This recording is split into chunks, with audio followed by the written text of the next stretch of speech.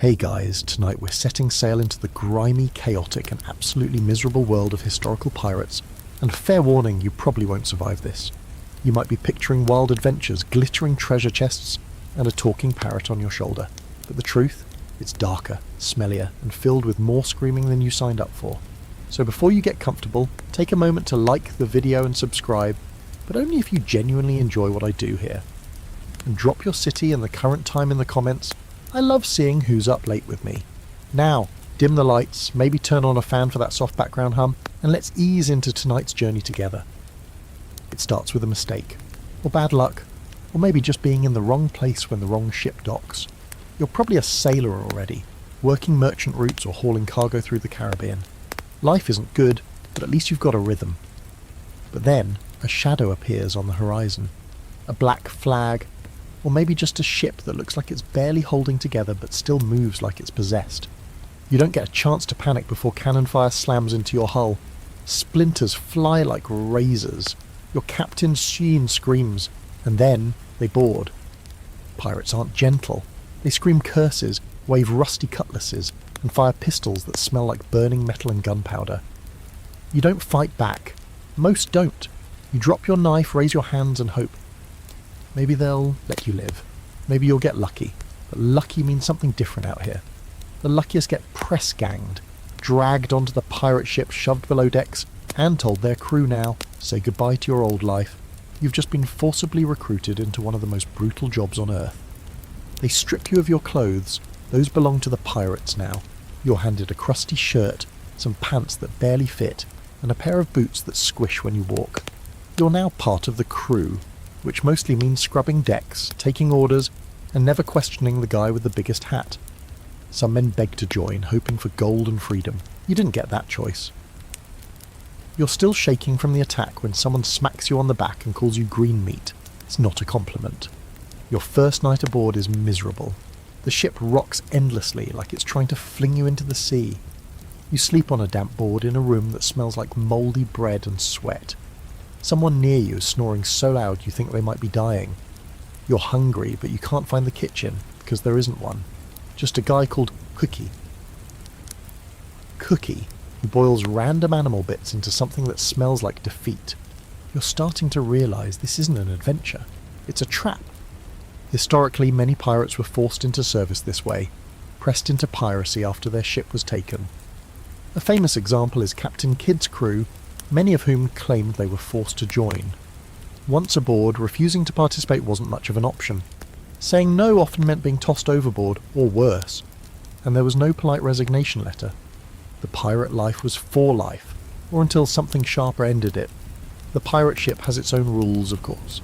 Once you're officially in, you're expected to pull your weight, or else. There's no room for slackers or complainers. That one guy who moans too much, he's tied to the mast and whipped until his back looks like lasagna. You keep your mouth shut and your head down. You learn fast, or you suffer. And then there's the weird part. Despite the violence and chaos, pirate crews had a twisted sense of fairness. There was something called the Articles of Agreement, a kind of pirate constitution. Everyone got a share of plunder. Decisions were often made democratically. The captain could be voted out. It was like the worst job ever combined with bizarre workplace equity. Except your co-workers smell like dead fish and solve disputes with daggers. But don't get too hopeful. That share they promised you, it comes with a catch. You don't get anything until the next successful raid, and no one's promising when that will be. For now, you're just a body helping the ship limp through hostile waters, and trust me, those waters are full of things that want to kill you. Hurricanes, naval ships, other pirates. Even your own ship seems determined to fall apart beneath your feet. There's a saying aboard, the sea takes what it wants. The guy who teaches it to you is missing 2 fingers and has a tooth that whistles when he talks. You ask what happened to his fingers. Bad captain, he says, and leaves it at that. Not everything about pirate recruitment is completely agreed upon. Historians still debate just how common press-ganging was. Some believe most pirates joined voluntarily, driven by desperation or enticed by the promise of freedom and loot. Others argue it was more often coercion, especially in the Golden Age of Piracy, when men had fewer options and navies treated their crews like livestock. But in your case, voluntary it was not. You spend your days mopping, climbing, hauling ropes and pretending you're not crying. You're hungry all the time. Someone coughs blood near your hammock. The ship rocks endlessly, and you start to dream of dry land. Not even a beach, just solid ground that doesn't swale like a drunk man. You catch yourself staring at the horizon, wondering what would happen if you just jumped. It's a dangerous thought, but it won't be your last, because this is just the beginning. You're officially a pirate now, and if you think it's going to get better from here, oh, you sweet, naive little landlubber. There's a moment, maybe a few days in, where it finally hits you. You're never going home. Not really. Not to your town, your family, your bed with an actual mattress. That's gone. Whatever vague notion of escape you had is evaporating fast. You're miles from any coast, surrounded by criminals and living in a drifting coffin. The pirate ship is your new universe now, and everything you once knew is as distant as the moon. The thing is, you hadn't realised just how attached you were to land. You miss the weirdest stuff, like walking in a straight line. Grass, birds that don't screech, the taste of fresh bread, even the sound of distant church bells, the sort of thing you used to ignore, now haunts your memory like a lullaby you can't hum right anymore. The ship rocks constantly, and your legs never quite adjust.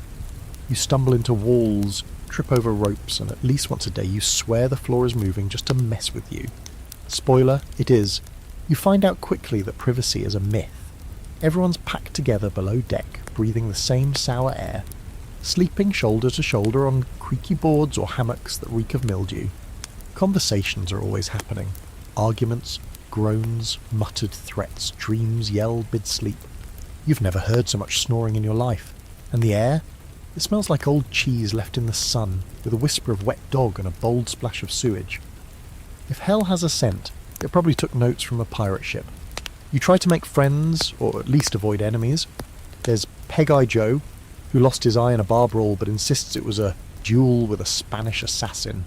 There's Knuckles, a hulking brute who collects other people's teeth. You don't ask why. And there's a guy called Whisper, who's always smiling and never says a word. He creeps you out. But it turns out you're the weird one for not having a nickname yet. That'll come, usually after something humiliating. Mealtimes are, let's call them formative.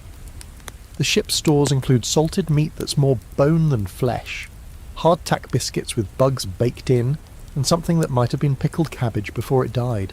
There's also rum, lots of rum, not to celebrate but to numb. You learn fast that everyone drinks not for fun, but to cope. The rations are so foul you find yourself jealous of the rats. They look healthier than to most of the crew. Fresh water is rationed, and it tastes like rust and regret. Washing, don't make everyone laugh. You're not bathing out here unless you count the occasional rainstorm, and even then you have to fight 10 other guys for a decent soak. Your clothes haven't been dry since you got here. Your socks are a biological hazard. You start to itch in places you didn't know could itch. Welcome to the glamorous life of a seaborne outlaw. Here's a historical gem for you. Pirates actually had some of the strictest codes when it came to sharing supplies. Despite their reputations, many crews kept careful inventory and were ferocious about rationing. Wasting water could get you flogged. Stealing food, death. On some ships you'd be marooned, left on a rock with a pistol and a single shot just in case starvation got boring. So no, it's not a buffet of rum and roasted pigs. It's more like the world's most dysfunctional summer camp run by angry drunks with knives. And then there's the chores. Everyone pulls their weight. That includes cleaning the deck with sand and seawater, patching sails while balancing on swaying masts, and scrubbing out the bilge, the lowest part of the ship where all the liquid waste settles. It's as pleasant as it sounds. You spend hours down there in knee-deep muck, scooping out sludge that smells like rotten despair. One guy down there with you says he saw a crab with 3 eyes. You don't know whether to believe him or to cry. Despite all this, you start to understand something strange. The ship is a world. A terrible one, but still, a system. Everyone has a job, a rank, a place. The captain barks orders and gets the best food. The quartermaster handles disputes and hands out punishment. The rest of the crew follows Hose and tries not to die. There's rhythm to it. A dark, sweaty rhythm that starts to worm its way into your bones. But you can't shake the loneliness. Out here, time is slippery. Days blend into nights, and you sometimes forget what month it is. There's no calendar, no real routine, just endless ocean and a horizon that refuses to come any closer. You start counting the stars at night, naming them in your head. You talk to the sea sometimes, out loud, just to hear your own voice. If the sea talks back, well, let's hope that's just sleep deprivation. Scholars still argue over whether pirates truly felt freedom the way modern minds romanticize it. Some claim the open sea gave them liberty, unlike anything the mainland offered. No kings, no taxes, no rules but their own. Others point out that being hunted by every navy in the world, stuck on a disease-ridden vessel with sociopaths, isn't exactly liberating. But to the average press-ganged sailor like you, freedom feels a lot like imprisonment, just with more screaming and fewer walls. One of the strangest facts about pirate life? Many pirates actually missed life on land not for family or peace, but for the simple comfort of being bored. Out here, you're either terrified, exhausted, or sore. Sometimes all three. You dream about boredom now, about a day with nothing to do but sit. That would feel like heaven. As night falls again and you curl up on your plank of misery, trying not to touch the guy drooling beside you, you find yourself whispering the same three words over and over. Please don't sink, because if this ship goes down, you won't last 5 minutes in the sea, and that would actually be a mercy. By your third week aboard the pirate ship, assuming you haven't been stabbed, thrown overboard, or crushed under a collapsing mast, you start to realise that the worst part of life at sea isn't the fear. It isn't even the violence, it's the food. Or what passes for food. Your body is already protesting, your stomach constantly growling like something's trying to crawl out. Every mealtime is a gamble and the house always wins. You line up with the rest of the crew, bowl in hand, hoping for something edible. What you get instead is a ladle full of brown-grey mush, with the consistency of wet ash and a smell that could knock out a goat. You don't ask what's in it. No one does. Asking questions is a fast track to being told to go lick barnacles instead. You spoon the stuff into your mouth and try not to gag. It's salty, sour and chewy in all the wrong ways. You chew on something crunchy and don't investigate. That way lies madness. Then there's the hardtack. It's the official bread of pirates and a cruel joke invented by some sadistic baker back on land. These flour and water bricks have been in the barrel so long they've fossilised. You try to take a bite and nearly chip a tooth. Eventually you learn the trick. Soak it in water or rum, then suck on it until it surrenders. Except even then it comes with a special surprise. Maggots. Little white ones squirming happily inside the biscuit like it's a spa. Some guys pick them out. Most don't bother. Protein's protein, right? Fresh food is a fantasy. The fruits and vegetables vanished weeks ago. Meat is salted into near jerky and stored in barrels that smell worse than the bilge. Water is rationed so carefully that bathing with it would get you stabbed. You drink beer or watered-down rum instead, which means you're constantly buzzed, mildly dehydrated, and getting scurvier by the day. Not that you know that yet. The first signs are just bleeding gums and weird bruises. The fun part comes later. To make things extra festive, you've got a cook named Blacktooth who seems to take personal pride in making everything taste like regret. He's missing most of his teeth, including the ones in the back that make chewing possible.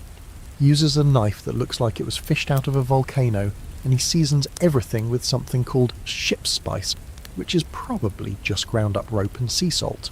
He grunts at you if you ask for seconds, and he'll throw a ladle at your head if you criticise his stew. It still might be the most stable relationship on the ship. Pirates historically had a very real problem with nutrition. Their diet was severely lacking in vitamins, especially vitamin C. Scurvy was practically a rite of passage. Sailors' gums would swell and bleed, teeth fell out, joints ached, and wounds refused to heal. In advanced cases, the flesh on their legs would blacken and rot, and yet many crews didn't even know what caused it. Some blamed sea air, others thought it was punishment from God. You just know that your teeth feel weird and your gums itch. That can't be good. And then there's the booze. Grog, they call it. It's a mix of water, rum, and sometimes citrus if you're really lucky. Spoiler, you're not. The purpose of grog is less about enjoyment and more about killing off the bacteria in the water.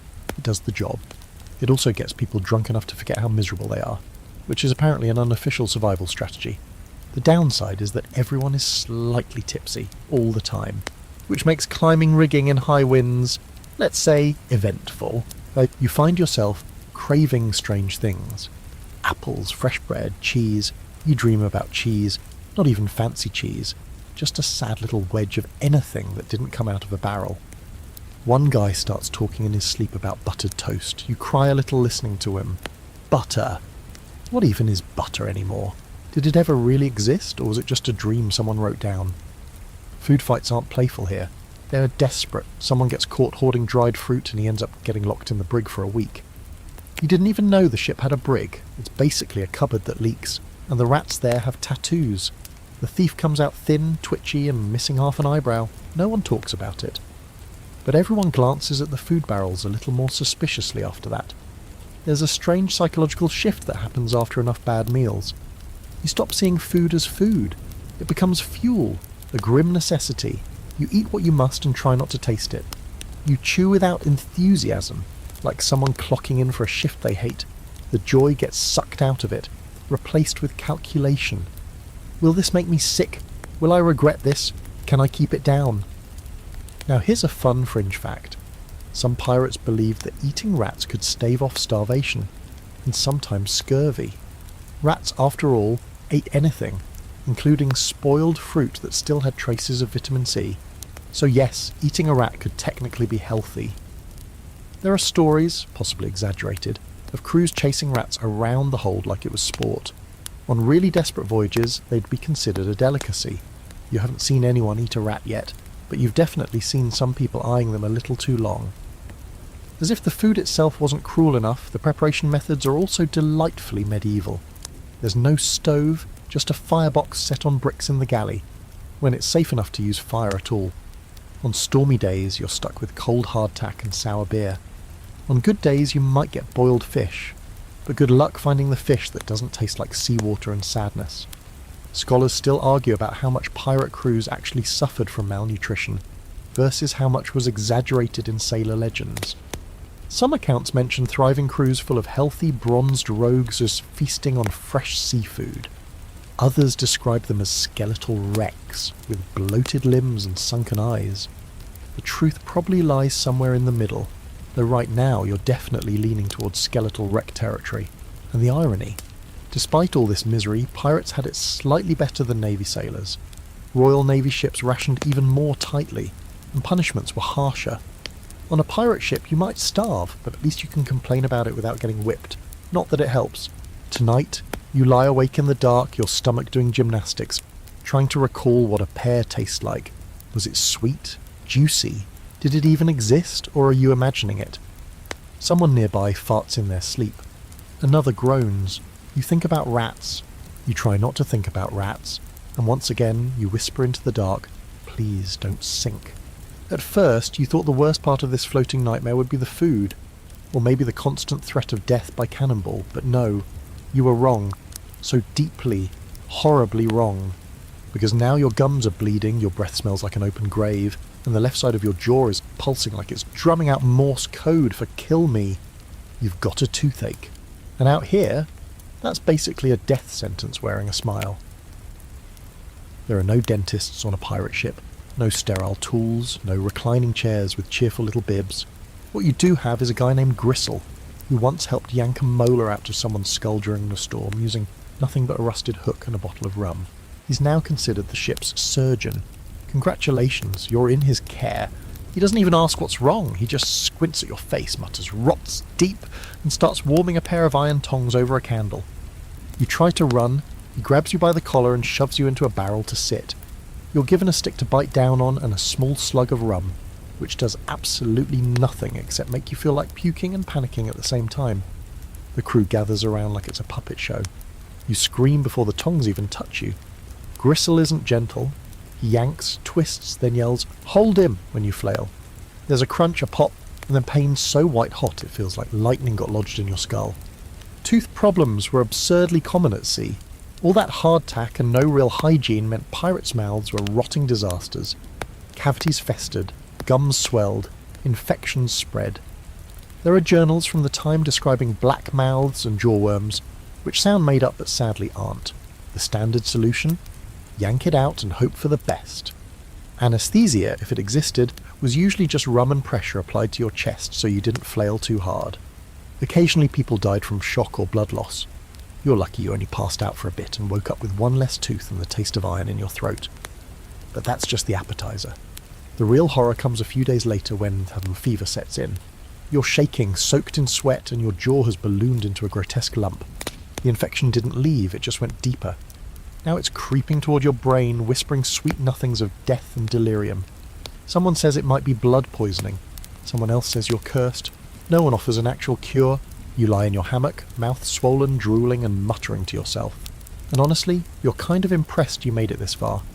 If it's not the teeth that get you, it'll be the limbs. See, pirate life is physically brutal. Every day you're pulling ropes, climbing rigging, lifting barrels and swinging onto decks during raids. All that action means injuries. And out here, injuries turn ugly fast. A twisted ankle, good luck walking, a splinter in the wrong place, that could fester into an abscess the size of a crab. And then there's the big one, amputation. Lose a finger or a hand, and you're still considered lucky. Lose a leg, and now you've got a nickname and a permanent limp, assuming you live through the soaring. You get your first amputation show 2 weeks later. A cannon misfires during a practice drill and blasts a guy's arm into spaghetti. He doesn't scream at first, just stares at the dangling mass of bone and flesh like it betrayed him. Then the pain hits. Gristle is called. Again. This time he brings out the kit, which is just a roll of bloody cloth, a saw that smells like rot, and a jug of really strong rum. The patient is strapped down, there's no debate. If the arm stays, he dies. If it goes, he might live. That's the whole decision-making process. No second opinions. The crew gathers again. You don't want to watch, but somehow you do. The saw goes through the muscle with a wet, crunching sound, and the screaming is so raw it echoes through your spine. When it's over, Gristle throws the limb overboard and wipes his hands on his pants. The man survives. Barely. He wakes up sobbing, then laughing. You're not sure which is worse. Historically, surgery at sea was a grim affair. Pirate surgeons, when they existed, were often just failed doctors or shipwrights who knew how to saw wood, and figured, how different can a leg be? They used hot tar to cauterize wounds and sewed you up with thread that had probably mended sails the day before. Sterilization? Never heard of her. If you didn't die from the procedure, you still had to survive infection, fever, and the fact that you were in a floating germ tank with rats chewing your bandages at night. There's an open debate among historians about how many pirates actually underwent amputations and survived. Some argue survival rates were surprisingly high, given the rugged nature of pirate medicine. Others insist that any success stories were exaggerated over time to build pirate mythology. Either way, if you go under Gristle's blade, you're not betting on science, you're betting on sheer dumb luck. And luck? She's not always kind, and you've seen the guy with the wooden peg leg. He walks with a thunk and a grimace, and claims he used to be the fastest sailor on the sea. Now he spends most days polishing his leg with whale oil and telling anyone who'll listen how he once kicked a man off a plank. With the good leg, mind you. He's one of the few who laughs about it. The others, they stay quiet, like the sea took more than just flesh. You start brushing your teeth with a bit of rag and rum just in case. You pray you never get a splinter. You avoid Gristle like he's a ghost. You check your limbs every morning like their inventory. Everything still attached? Good, you made it another day. Tonight, as the ship groans and the sea slaps against the hull like an angry dog, you lie awake again, staring into the dark, listening. To someone 3 hammocks over, cough like they're dying. And you think, this can't possibly get worse. You're wrong, of course. You thought pirates were lawless, wild, unhinged. And okay, some of them absolutely are. But here's the twist. Pirate ships have rules. Lots of them. More than you'd expect from a bunch of guys who can't spell authority without stabbing someone halfway through the word.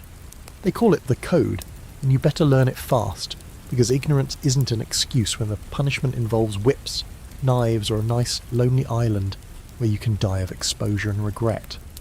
The code isn't written on fine parchment. It's not even nailed to the mast. It lives in memory and teeth-clenched whispers passed down like ghost stories with the blood at the margins. The first time you hear it, it's from the quartermaster, a scarred man with a voice like gravel and a nose that's seen too many arguments. He calls you and a few other recruits to the deck and runs through the basics like a schoolteacher who has already accepted your failure. Rule 1. Equal shares. Not exactly what you expected from a group of self-serving criminals, but pirates hate unfair captains more than they hate the navy. When they take a prize, gold, food, weapons, whatever, it gets divided according to rank, but even the lowest deckhand gets something. No more of that you get paid in glory nonsense like back on merchant ships. Out here, everyone wants a cut, and God help you if you try to cheat. Rule 2, keep your gear in check. That includes weapons, clothes, and anything the crew depends on. Lose your pistol in a raid? That's 10 lashes. Let your powder get wet. 20. Forget to clean your musket. You might get tossed overboard just to think about it. The crew doesn't tolerate mistakes, because mistakes out here cost lives and loot. Rule 3, fight fair among yourselves at least. Disputes are settled by duel or vote depending on how much blood anyone's willing to spill. Some arguments get resolved with fists at dawn, others involve knives, a circle of chanting drunk men, and someone walking away with fewer fingers than they started with. The important thing is that once it's done, it's done. Carrying a grudge longer than a few days is suspicious, and suspicious people get watched. Watched people get eliminated. The code goes on. Lights out at sunset unless it's a special occasion. No gambling during a storm, no smuggling personal treasure aboard, and definitely, absolutely no sneaking into someone else's hammock, romantic or otherwise. That last one is especially enforced, and the crew seems unusually passionate about it. You suspect someone had a very bad experience involving a love triangle and a cannon fuse. Now here's the weird part, these rules, they kind of make sense. Pirate crews couldn't rely on the law, so they made their own. And unlike most naval officers, captains on pirate ships could be voted out. If the crew lost confidence, they held a vote and picked someone new, usually the guy who looked scariest with his shirt off. It's rough, but weirdly democratic. Historically, this system wasn't fantasy. Real pirate codes, like those of Bartholomew Roberts or Black Bart, were shockingly detailed. They covered conduct, loot division, punishment, even what music could be played on board. Some codes banned gambling entirely. Others required everyone to keep their cutlasses sharp at all times. The idea was to maintain order, not out of morality, but out of sheer survival. An undisciplined crew was a dead one. But here's where it gets dicey. Enforcement of the code? That's up to the mood of the ship. One day someone drops a dagger and gets a warning. The next, someone forgets to clean a cannon and ends up lashed to the mast with their back looking like shredded sailcloth. Justice here is more like a storm, random, loud, and full of things flying through the air. One guy, young maybe 17, gets caught pocketing a silver spoon after a raid. A spoon! The captain doesn't even blink. He orders the boy to be tied up and whipped 12 times in front of the whole crew. The kid doesn't cry, he just grits his teeth and takes it, blood running down his back like spilled wine. Afterward, he's untied and given a piece of cloth to bite on. "Don't do it again," someone says, like that's going to help. You don't sleep well that night. Punishments vary wildly, the lash is common. Flogging leaves scars that never fade and sometimes kills, but there are worse fates. Marooning, a kind of pirate exile, is a favourite for traitors or major screw-ups. You get dropped on a deserted island with a pistol and a single shot, not enough to survive, just enough to make your own ending, if starvation, sun and madness don't do it first. And then there's keel hauling. You'd heard of it in drunken rumours, but figured it couldn't be real. It is. A rope tied around your chest and feet. You're thrown into the water and dragged under the ship's hull. Barnacles rip skin, water fills your lungs. If you come up at all, it's as a screaming, shredded version of yourself. If you don't, well, you become one with the sea. Luckily it's rare. Even pirates think it's a bit much. Some historians debate whether these punishments were as frequent as the legends say. Keel hauling, for instance, might have been more of a naval thing than a pirate tradition, and marooning, while well documented, may have happened less often than the stories suggest. What's certain is that pirate crews enforced their codes fiercely, partly for control, partly out of paranoia. Trust was everything, and once it cracked, the consequences were brutal. One of the more fringe details you learn is about articles' tattoos. Some pirates actually had parts of the code inked onto their bodies, especially the rules about shares and fairness. It wasn't just for show. If someone died in battle, their tattooed rules could help settle disputes over loot, or at least give someone something to read while looting the corpse. You don't have any tattoos yet, but you're starting to think maybe one wouldn't hurt. Just something small. Maybe, "Don't steal spoons!" Oddly enough, the longer you live under the code, the more it warps your sense of justice. You start seeing things less like right or wrong, and more like smart or stupid. Morality gets blurry. Survival, on the other hand, sharpens like a knife. You do what keeps you breathing and hope your name never gets called when punishment rolls around. Tonight you hear whispers about a man planning to jump ship, not during a raid, just in the middle of the night, when he thinks no one's watching. He's sick of the code, sick of the food, sick of the noise. You don't know if he'll do it, but you lie awake anyway, wondering what happens if he does.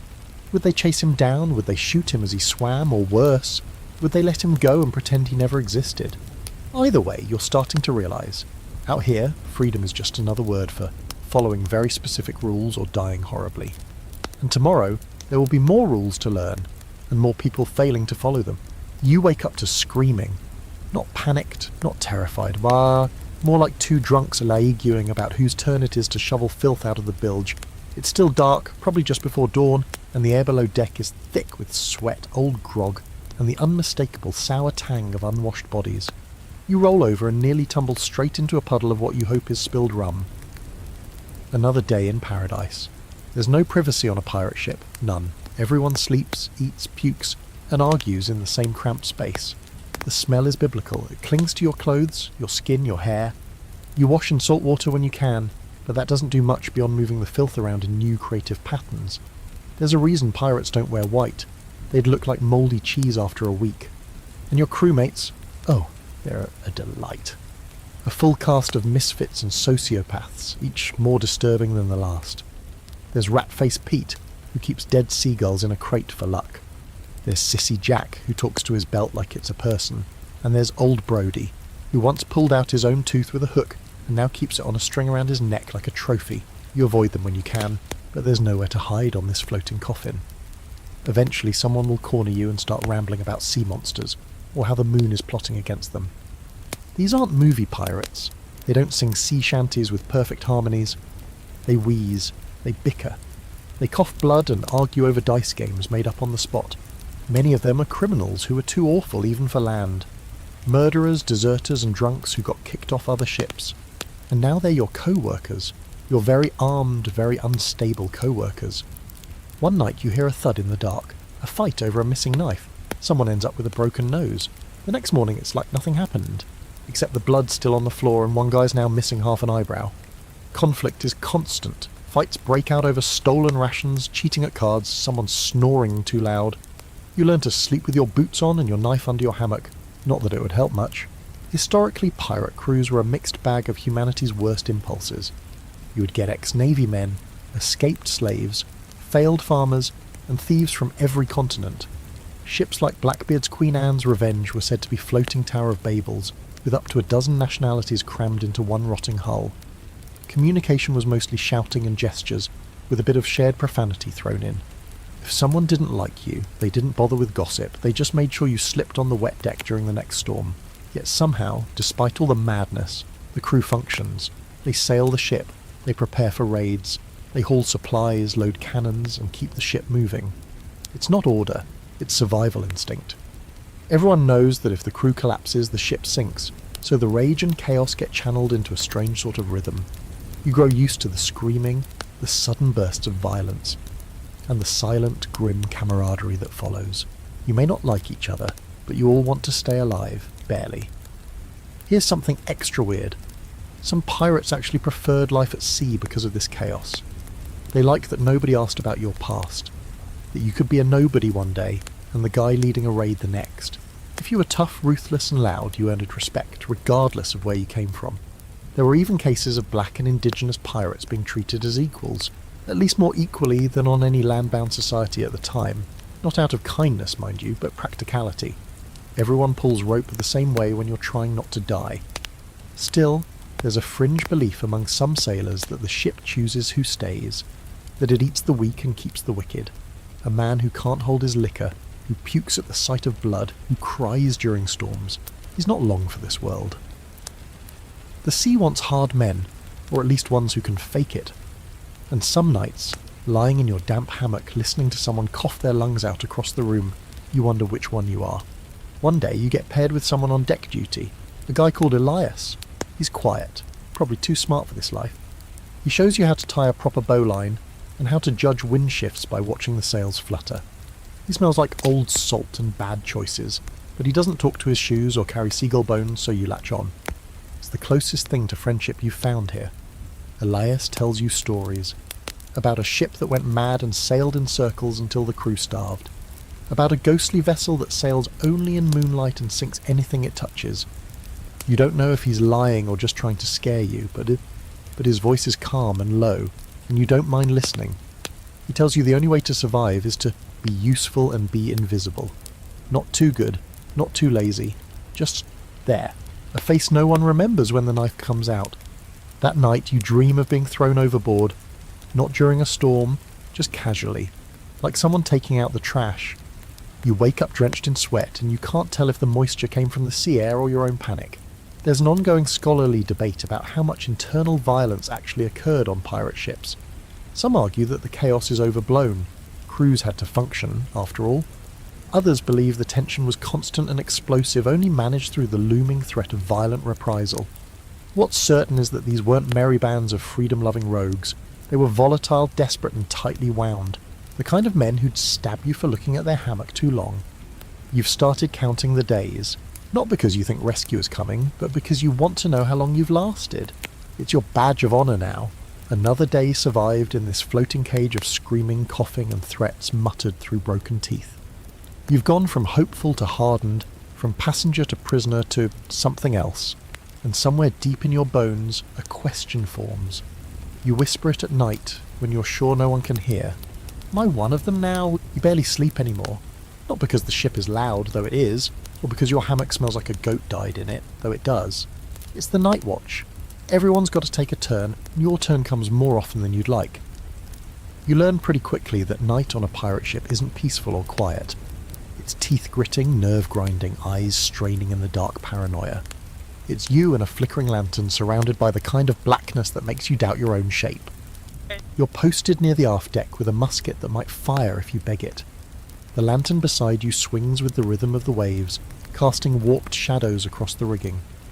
The ship creaks and groans, a symphony of wood protesting its own existence. And then there's the sea itself, lapping, slapping, whispering against the hull. Sometimes it sounds like laughter. Sometimes it sounds like something breathing. You try not to think about that. Your job is simple. Look for ships and scream if you see one.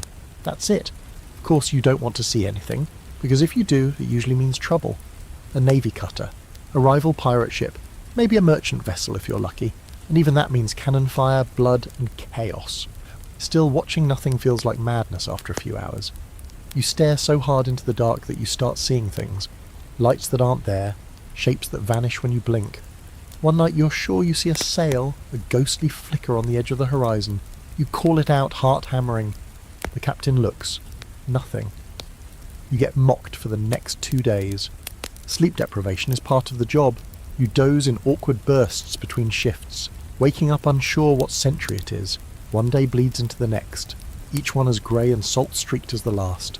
You start forgetting things, words, names, where you put your belt. Your muscles ache. Your eyelids twitch. You catch yourself talking to the mast like it's an old friend. You're not the only one. There's a guy called Henley who whispers to the sea at night, begging it to take him kindly. Another guy just stares at his hands, flexing them like he's not sure they're real anymore. Historically, pirate ships ran 24 hours a day, and the crew was split into watches. The night watch was grueling, not just for the physical strain, but the psychological toll. The dark was filled with threats, storms, reefs, surprise attacks, even supernatural fears. Pirates, like many seamen of the era, were deeply superstitious. Bad omens could be anything from a red sunrise to a bird landing on the mast. You learn these superstitions fast. You have to. The crew believes in them like gospel, and breaking one is a fast way to get yourself hated, or worse. Case in point, one night a bird lands on the bowsprit. A black seabird slick with rain. It just sits there, staring. No one wants to touch it. Bad luck, says Whisper, who never speaks, except apparently to say that. The captain orders it shot. The bird exposed into feathers and blood, and for a moment everyone relaxes. That is, until the storm hits. A freak squall, lashing rain, howling wind, sails snapping like whips. You spend 6 hours soaked, frozen, clinging to ropes that could yank you into the abyss. No one says it, but you all think the same thing. The bird cursed us. You don't even question it anymore. Sleep deprivation takes a toll in strange ways. One night you hallucinate. You see your childhood home, clear as day, floating just off the starboard side.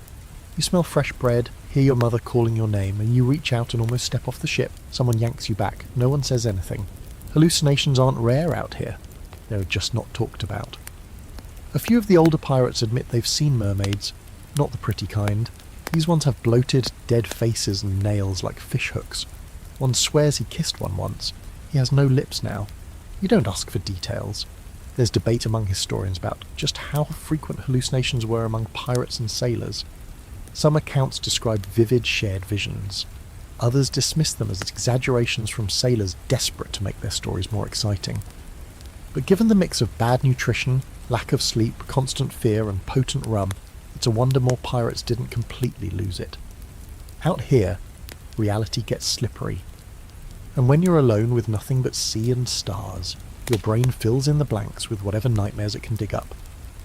You start to understand why pirates believe in monsters, because something about the sea feels alive. It moves under you, whispers around you, punishes you without warning. You stare into it long enough and it stares back. Elias tells you about the sea eyes, a feeling that the ocean is watching. Sometimes, he says, it looks up at you and decides whether you're worth keeping. You laugh, then you realise he's not joking. One night you're paired with Elias again.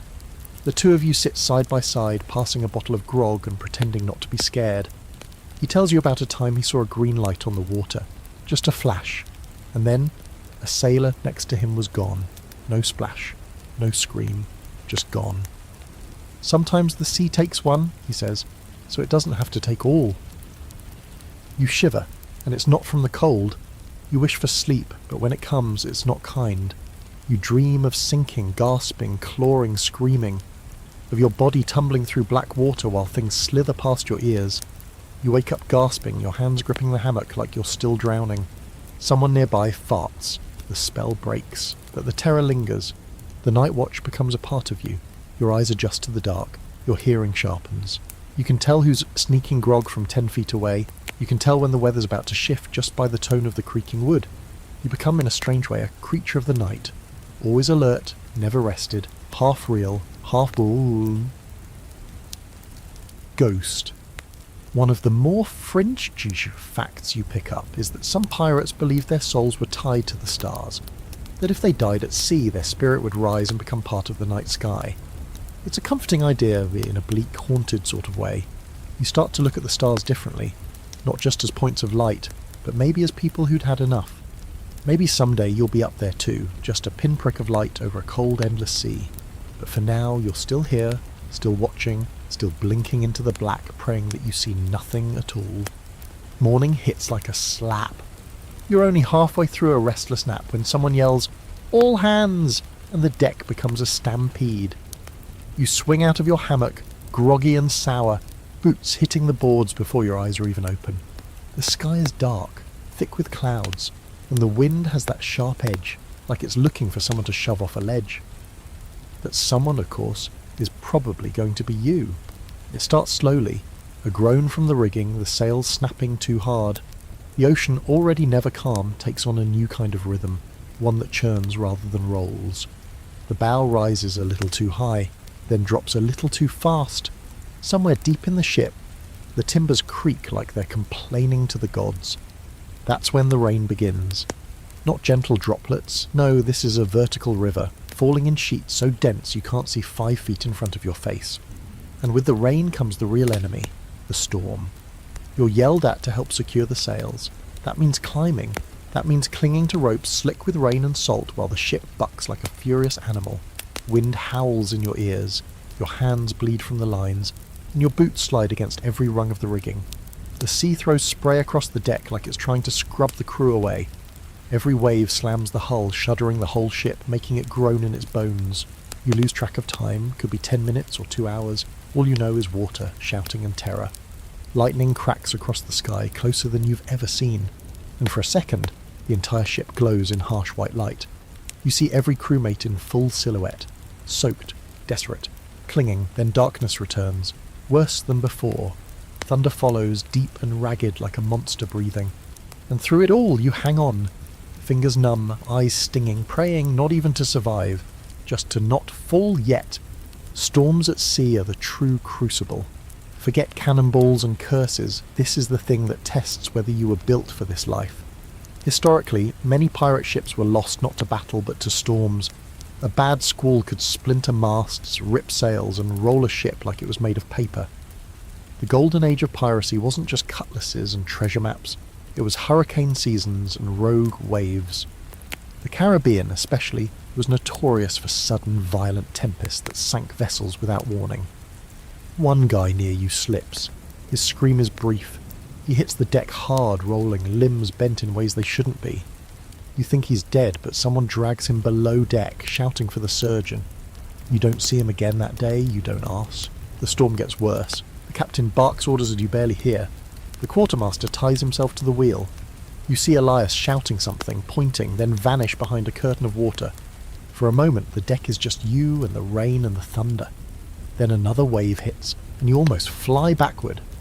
A rope lashes your arm and saves your life. You cling to it like it's a lifeline, because it is. The water's rising now. The deck floods with every wave. Below deck it's worse, dark, crowded, and half submerged. Barrels float like bobbing coffins. The bilge is overflowing. Men scramble to pump water out, but it's a losing battle. Someone starts throwing cargo overboard, trying to lighten the load. You toss 2 crates yourself, not even checking what's inside. Could be gold, could be biscuits, doesn't matter. It's dead weight now. Eventually the storm begins to pull away, slowly. Like a beast losing interest in its meal. The rain eases, the wind slackens. The waves settle from monstrous to merely miserable. The sky remains dark, but it's no longer trying to tear you in half. You collapse on the deck, coughing up salt water, soaked to the bone and shaking with exhaustion. You survived. You don't know how, but you did. For now. But the damage is everywhere. The sails are torn, 2 masts cracked, 1 crewman dead, another missing. That last one, missing, is whispered like a curse. Not because they think he survived. No. Out here, missing means taken. By the sea. And if you believe in that sort of thing, and you're starting to, you don't speak his name for fear the ocean might hear and come for you next. One of the more fringe beliefs among pirates was that storms weren't just weather. They were punishment. For betrayal. For cowardice. For mocking the sea. Some even claimed they could feel when a storm was coming, based on the mood of the ship or the mood of the water. You're not sure what to believe, but it's hard to dismiss the feeling that the ocean has a mind of its own, a cruel, calculating one. Some historians say pirates were especially vulnerable to storms because their ships were lighter and faster, built for speed, not sturdiness. Others argue that pirates were skilled navigators and storm dodgers, masters of reading wind and wave, but either way, even the best ship couldn't always win against nature's wrath. Storms didn't discriminate. Rich, poor, pirate, navy, they took who they wanted. After the chaos comes the work, hours of repairs, climbing back up to patch sails, securing cracked beams, hauling drenched supplies back into storage. No one rests, not really. You move like ghosts, drenched and grim, eyes hollow. The man who died is wrapped in canvas and weighted with stones. There's no ceremony, just a nod, a lift and a splash. The sea gets what it wants, again. You finally sleep that night, if you can call it that. It's more like collapsing into unconsciousness, your body too drained to dream. You wake up hours later with your fingers still curled into fists, nails digging into your palms like you were still gripping the ship even in your sleep. And here's the kicker. No one thanks you. No one praises you for surviving, for climbing, for hauling, for not dying, because everyone else did the same, or didn't. This is just another part of the job, another nightmare you don't get a medal for. Out here, surviving a storm doesn't make you special. It just means you're still useful. So you stagger back to your duties with the rest of the half-drowned, half-broken crew. You eat something bland and terrible. You scrub the deck because there's always blood and grime to be cleaned. You refill the water casks. You try not to look at the empty hammocks.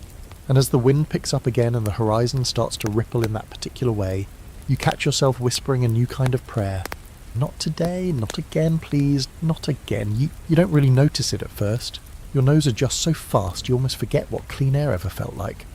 But then the ship docks near a port, just briefly, and someone opens a cask of actual oranges, and suddenly your whole body remembers what normal smells like. The citrus stabs you in the face like a memory, and that's when it hits you. You stink. Everyone stinks. The ship stinks. Everything on this floating hunk of death reeks in a way that feels permanent. It's not just the sweat, or the mildew, or the fact that no one's bathed in weeks except during rainstorms when they strip off their shirts and laugh like madmen. It's deeper than that. The ship smells like 1,000 sins baking in the sun. Rancid fat, unwashed bodies, rotting food, stale grog, dried blood, and something sweetly sour that you can't identify and definitely don't want to. Every surface is sticky, every fabric greasy. You touch a rope and your hand comes away smelling like salt and dead dreams. Below deck, the air is unbreathable. You have to duck your head, stoop like you're walking into a crypt, and squeeze between hammocks swaying like meat in a butcher's shop. It's hot, even when it's cold. Damp, even when it's dry outside. You learn not to breathe through your nose. That's a rookie mistake. You breathe through your mouth, shallow and careful, and you pretend you're not inhaling 50 other people's exhalations. People try to help themselves, barely. Some chew cloves if they can steal them. Others wipe their pits with rags soaked in vinegar, which honestly smells worse than sweat. There's one guy, bless him, who found a crushed flower petal on shore sleeve and now tucks it behind his ear like he's some kind of perfume merchant. He still smells like a corpse marinated in rum. But hey, points for effort. You've stopped noticing your own stench. That's the worst part. You can't tell if your socks smell like mildew or just sadness. You sleep in the same clothes you worked in, bled in, threw up in. You can't even be sure what colour your shirt used to be. Yellow? White? It's grey now, stained with everything the sea has to offer. Your boots are permanently damp. You don't even want to think about what's growing in them. One day the ship passes close to another vessel, and you actually hear someone on the other deck gag. "By God, what is that?" they yell, covering their face with a kerchief. Your crew laughs. It's a badge of honour to them.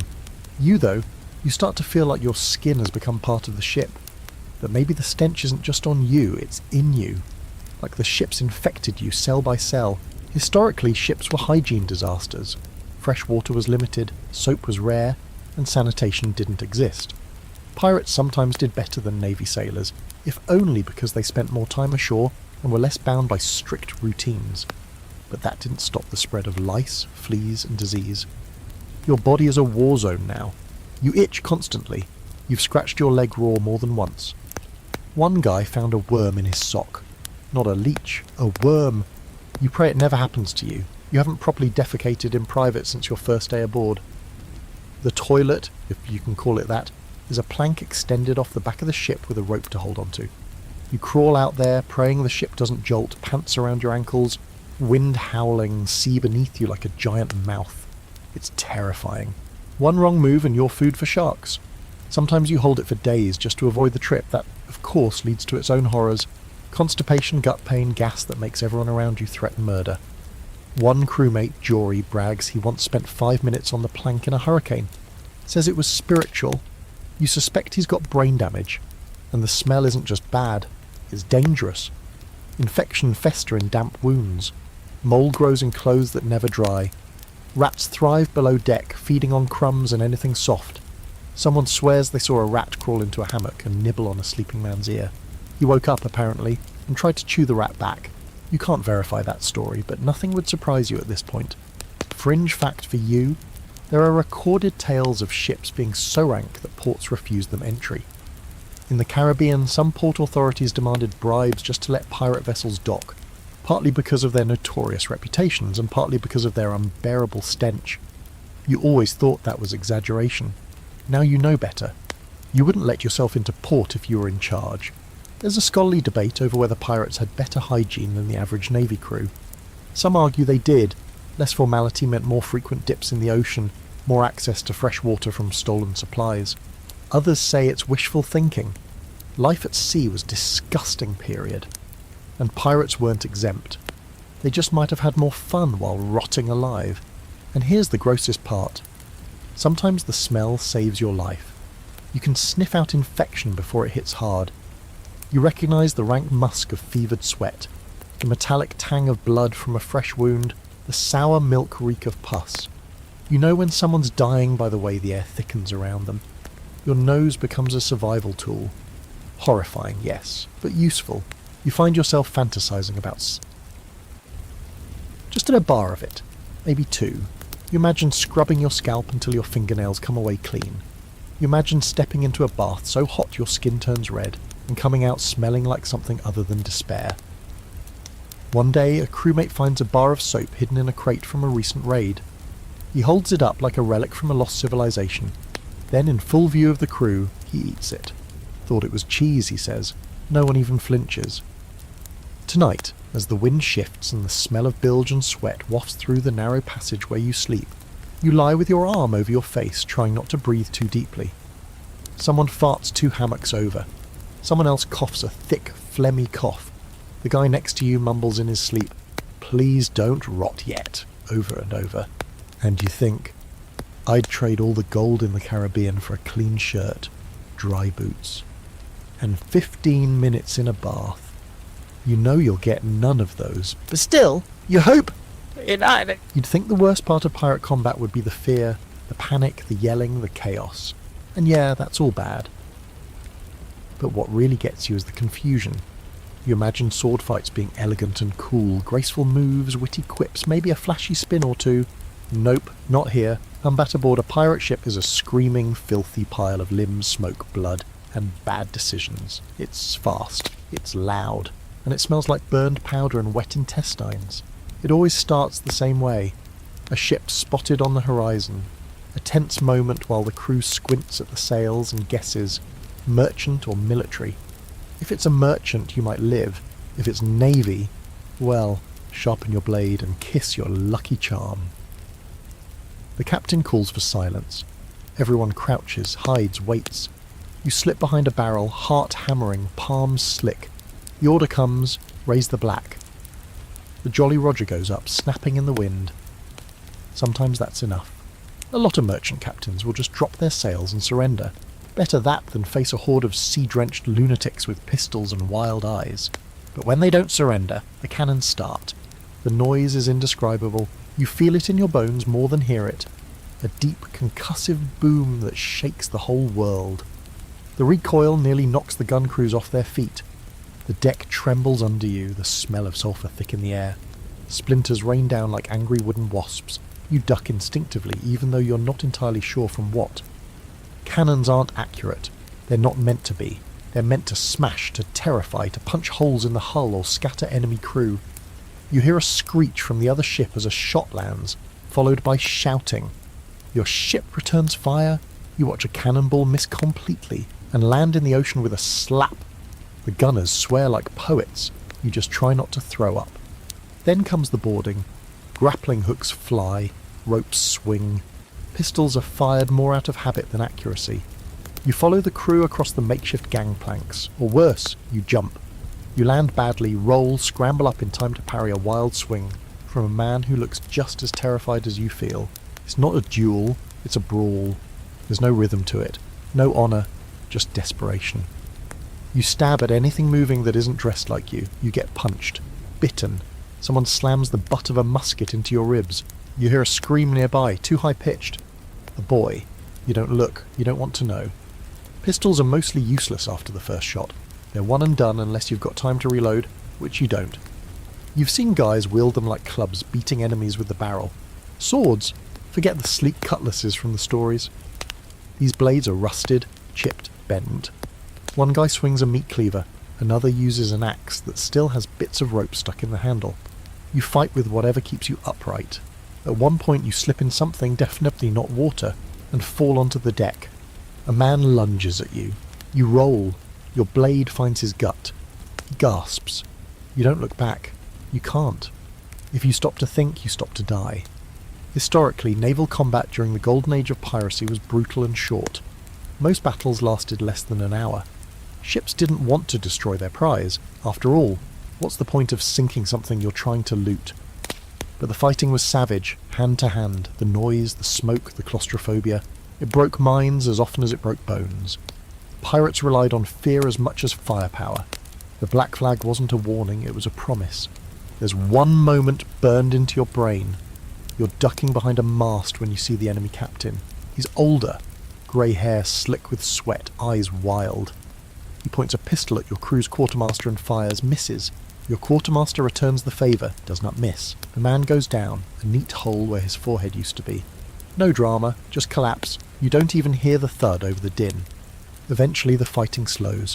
One side breaks. This time you win. The enemy surrenders. Some drop their weapons, some weep.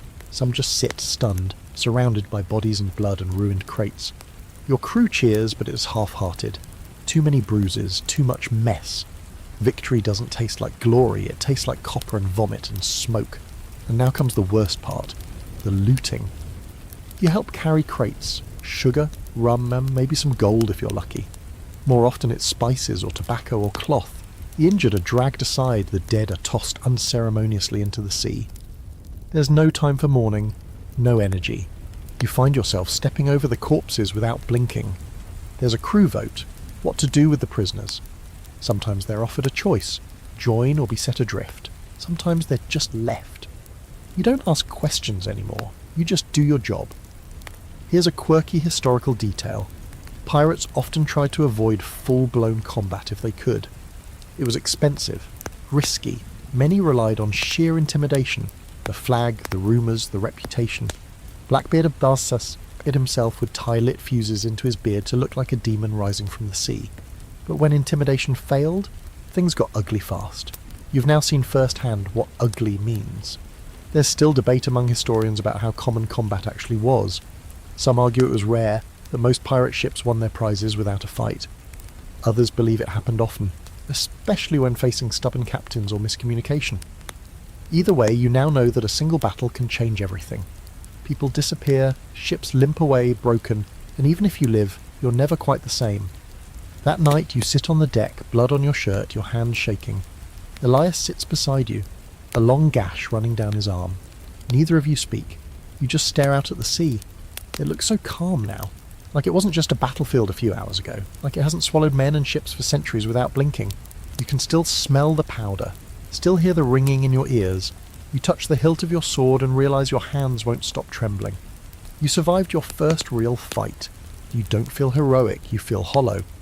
The smell of powder hasn't faded when you're summoned to the main deck the next morning. Your arms still ache from looting, your ribs feel bruised from where someone rammed into you with a musket butt, and your stomach churns with leftover fear. But none of that matters. There's another ship on the horizon. The spyglass confirms it. Sails wide, hull deep, likely loaded. You're not even fully done cleaning the blood from your last raid, and now the crew is preparing for another.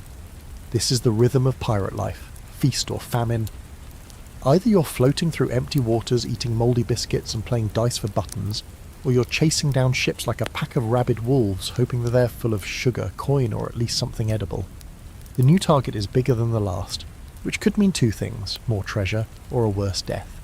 The crew starts working the sails. There's tension in the air, not fear, not quite, more like hunger, the kind that lives in the belly and the bones, gnawing. Pirates don't raid for fun, not really. They do it because it's how they eat, how they stay afloat, how they avoid becoming the ones being plundered.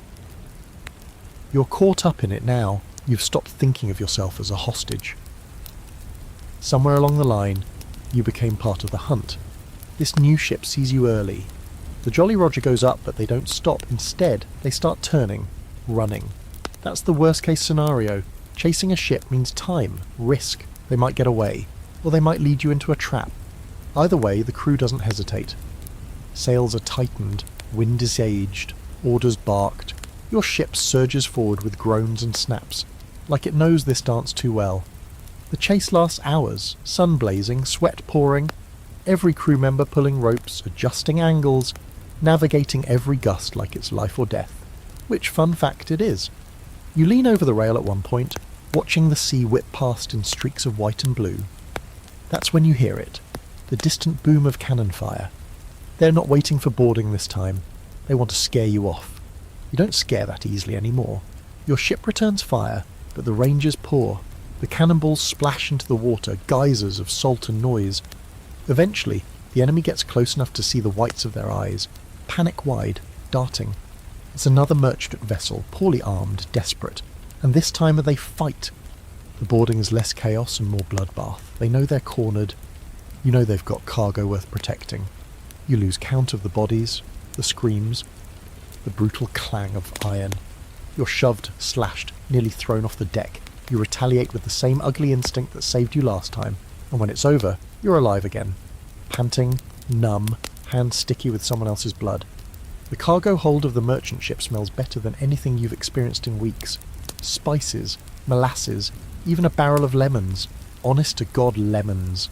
The crew cheers. It's not gold, but it's survival. It's enough to buy another few weeks of not starving, not mutinying. Your quartermaster smiles with his teeth, what's left of them, and mutters something about a good haul finally. You're too exhausted to smile back. Here's where it gets complicated. After a battle like this, the loot gets divided. Shares are calculated, the code followed. The captain gets a double portion. So does the quartermaster. Specialists, like the gunner, the carpenter, the surgeon, get slightly more than regular deckhands. And you get your first official cut. It's not much. A few coins, a flask of rum, half a tin of cinnamon. But it's yours. And you realise that for the first time you've earned something not through labour, not through accident, but through violence. Historically, the promise of shares was one of piracy's most attractive perks. Unlike navy ships, where you might work for years without pay, pirates split the spoils after every successful raid. It was risky, sure, but for many, especially the poor, desperate, or enslaved, it offered a taste of control, even if that control came with a sabre and the constant threat of death. You learn in the days that follow that the spoils of a raid are only part of the reward. There's also status. Survive enough fights, and people nod when you pass. They stop calling you new meat. They invite you to sit in the shade instead of making you swab the deck twice. Elias claps your shoulder and calls you a proper dog of the sea. You don't correct him. But the flip side of success? Complacency. The ship grows fat with loot. The crew grows loud with drink. Fights break out over stupid things. Whose hammock is whose? Who stole whose dried figs? You spot one man threatening another over a spoon. A spoon? The energy shifts from grateful to greedy, and you start hearing whispers. Not about enemies, but about each other. You catch wind of a plot. Maybe not serious, but loud enough to reach the captain's ears. A group thinking they deserve a larger cut. That the captain's holding back. You don't get involved, but you start sleeping with your blade a little closer. Because the worst fights on a pirate ship don't happen between enemies. They happen between brothers. This is the rotten core of piracy. It's not just the fear of the navy or of drowning, it's the knowledge that even in victory, you're never safe. You sail with killers, and trust is always conditional. If the gold runs low, if the food spoils, if the next ship escapes, you might be the next one with a blade between the ribs. And yet, you don't leave. Not that you could, but even if you could jump ship right now, you wouldn't. You're in too deep. You've tasted what it means to win something with your own two hands, even if those hands are stained. You've seen the faces of the men who called you useless now nod in respect. You've held treasure and felt that strange hot satisfaction in your chest that says, I earned this. You don't know what that says about you. Here's an eerie fringe fact for you. Some pirates used to keep mementos from raids, not loot, something weirder. A splinter from a sunken ship, a gold tooth pulled from an enemy. One guy supposedly carried a cork from the rum cask that cracked during his first boarding, calling it his lucky plug. You find yourself looking at the hilt of your sword, wondering if this is now your memento. If this stained chipped blade means something now. If you mean something now. That night there's a feast of sorts. Spices from the raid are dumped into a massive pot of stew. Someone plays a battered fiddle. The crew drinks, laughs, howls. You sit on a barrel staring at your tin of cinnamon, debating whether to trade it for a dry pair of socks. You don't. You clutch it like a medal. You survived another raid. You made a little profit. You didn't get stabbed. You even got to eat something that didn't taste like barnacles. You should be proud, but all you feel is tired. You wake to shouting, but it's not the usual kind. No drunken brawl, no barking orders from the captain, no gaggle of grog-soaked idiots arguing over dice. This shouting is sharper, colder, low, urgent tones passed around the deck like poison. You pull yourself up from your hammock, bones still sore from the last raid, and catch the word that always means trouble, mutiny. It's whispered at first, then louder, more confidently.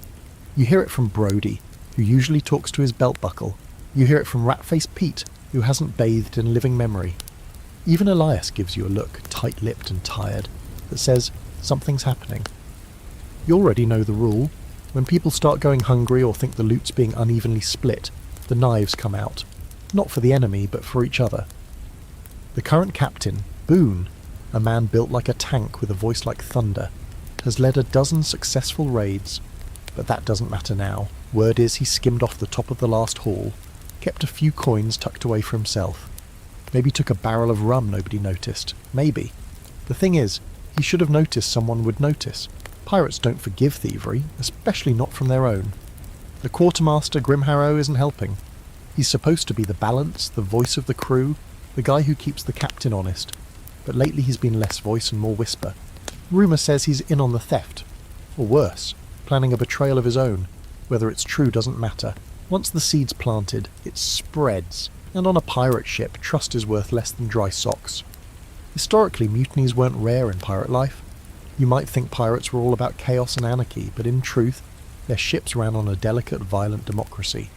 If the captain lost the confidence of the crew, he could be voted out or thrown overboard.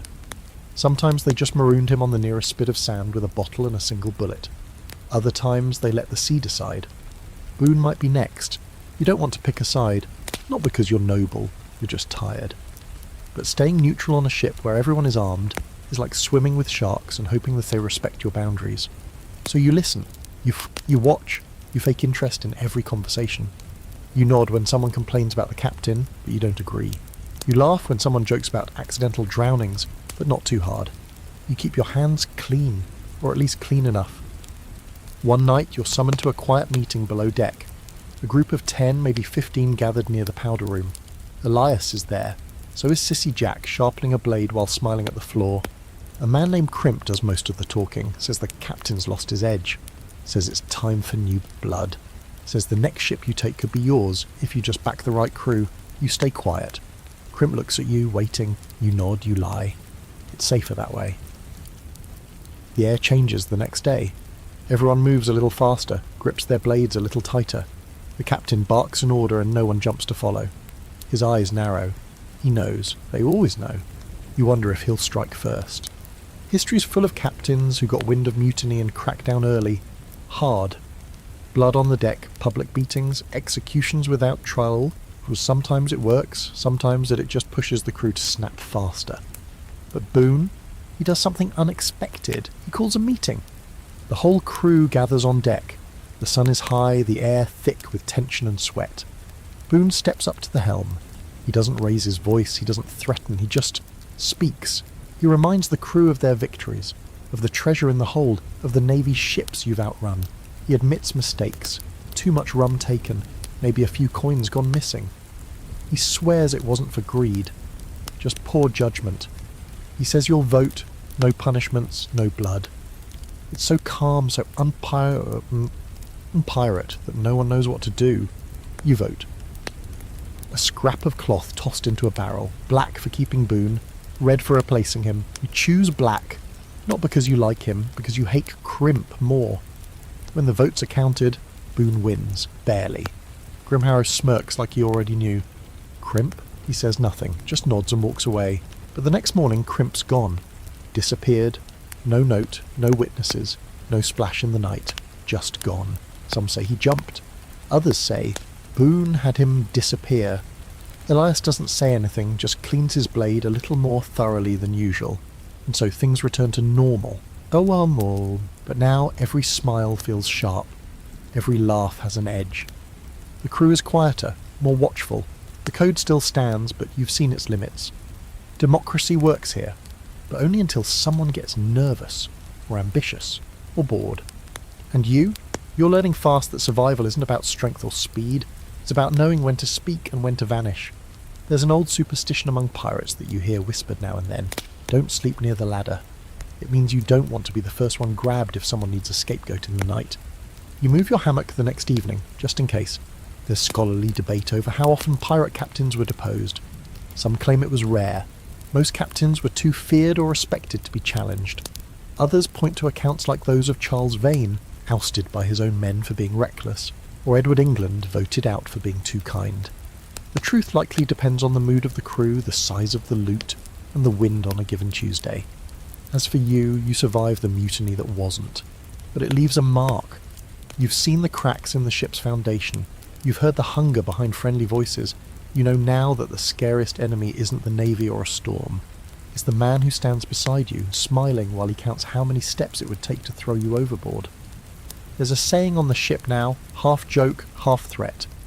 You ain't a real pirate till your teeth fall out. You hear it the first time when someone spits blood into a barrel, his gums looking like chewed velvet. The man grins, well, grimaces, and someone nearby mutters, "Ah, the scurvy's got him."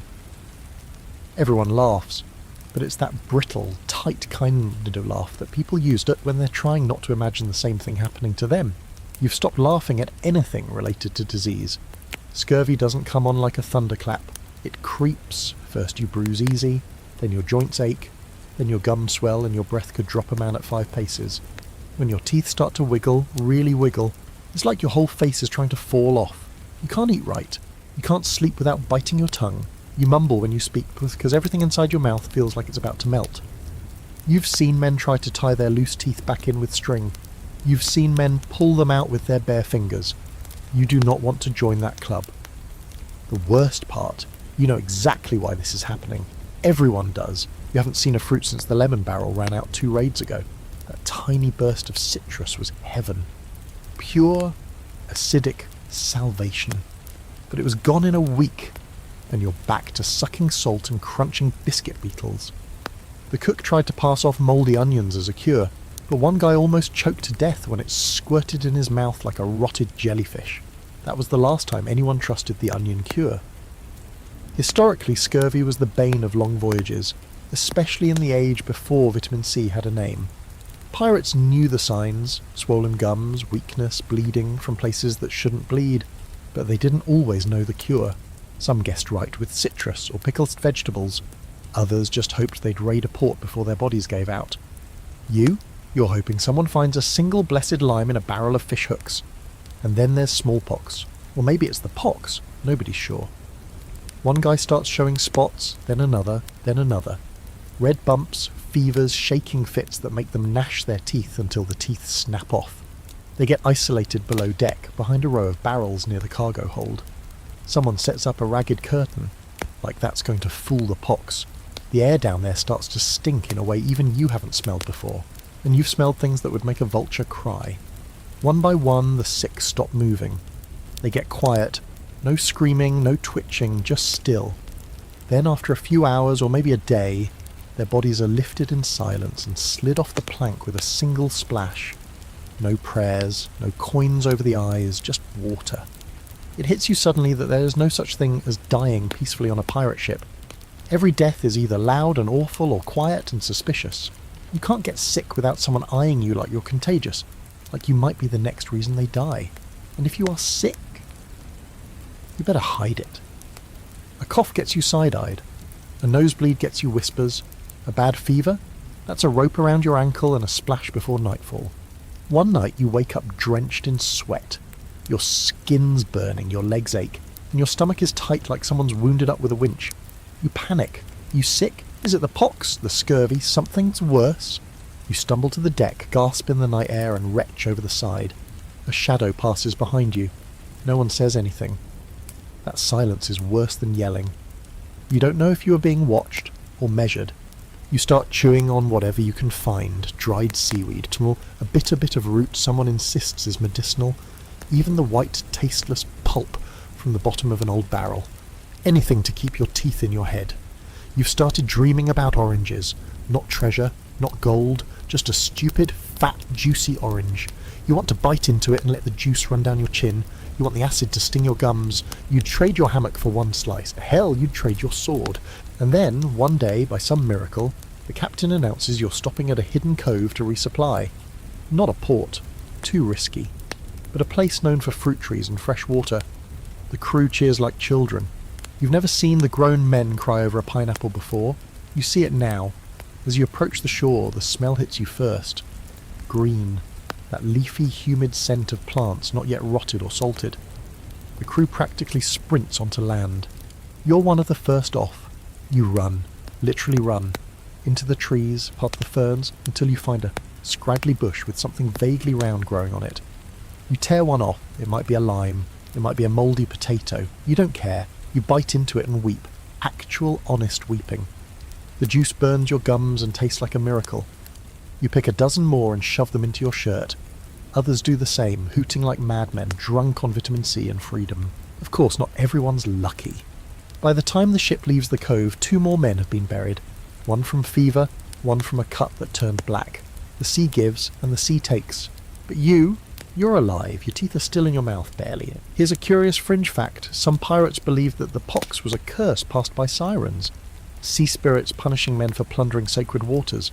Sounds ridiculous, until you see someone covered in sores. Babbling nonsense. And you swear you hear something whispering in the waves. You shake it off, but that night, you sleep with your back to the hull, ears covered. There's still debate among historians about how often pirates suffered from disease compared to other sailors. Some argue they had better access to shore, so they were healthier. Others claim the lack of routine medical care and wild lifestyles made things worse. Either way, one thing's for sure, a pirate ship was a floating petri dish. You might survive the navy, survive battle, survive storms, and still be taken down by a rotten tooth. And so, every morning now, you check your gums. You run your tongue along your teeth, count them like treasure. You watch the spots on your skin. You sniff the air, always listening for the telltale rattle of someone too sick to hide it. You tell yourself you're okay, that you're lucky, that you've got time. But you don't say it out loud, and you don't want the sea to hear you. You always thought the Jolly Roger meant fun. Black flag, skull and crossbones, maybe a little yo-ho-ho, and a parrot squawking for comic relief. Something from a storybook. But now, standing at the base of the mast, watching that ragged flag snap in the wind like a dare, you realise the truth. The Jolly Roger is not a joke. It's not a costume or a fashion statement. It's a threat, a warning, a confession. It says, we are monsters, and we're proud of it. The day starts clear, the sky a perfect dome of blue. You're trimming sail, thinking maybe, just maybe, you'll get through 24 hours without vomit, fire or death. Then the lookout calls it, sails on the horizon.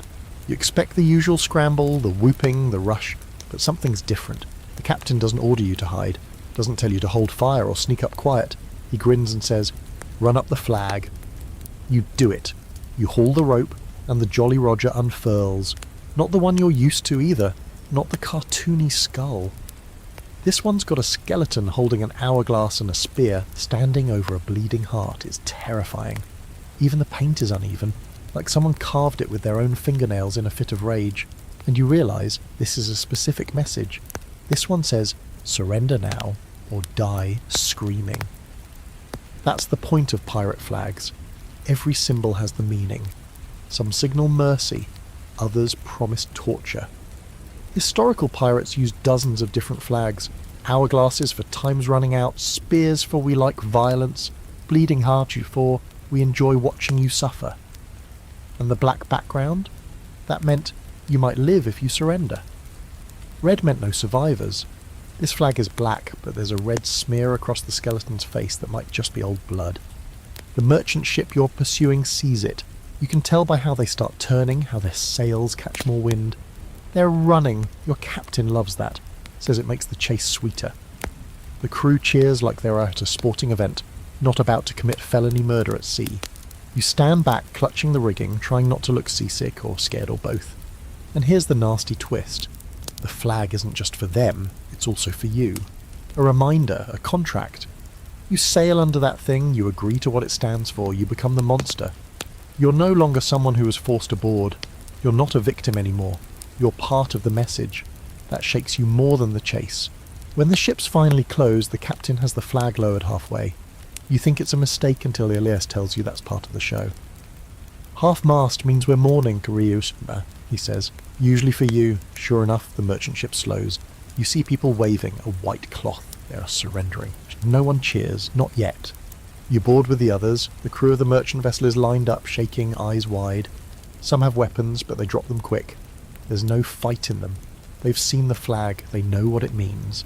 And still, just to make a point, the captain selects one man and has him dragged forward. We fly death, he says, so we have to mean it. The man is stabbed, slow and deliberate. Not killed, not yet. Just enough to show everyone else what's waiting if they don't behave.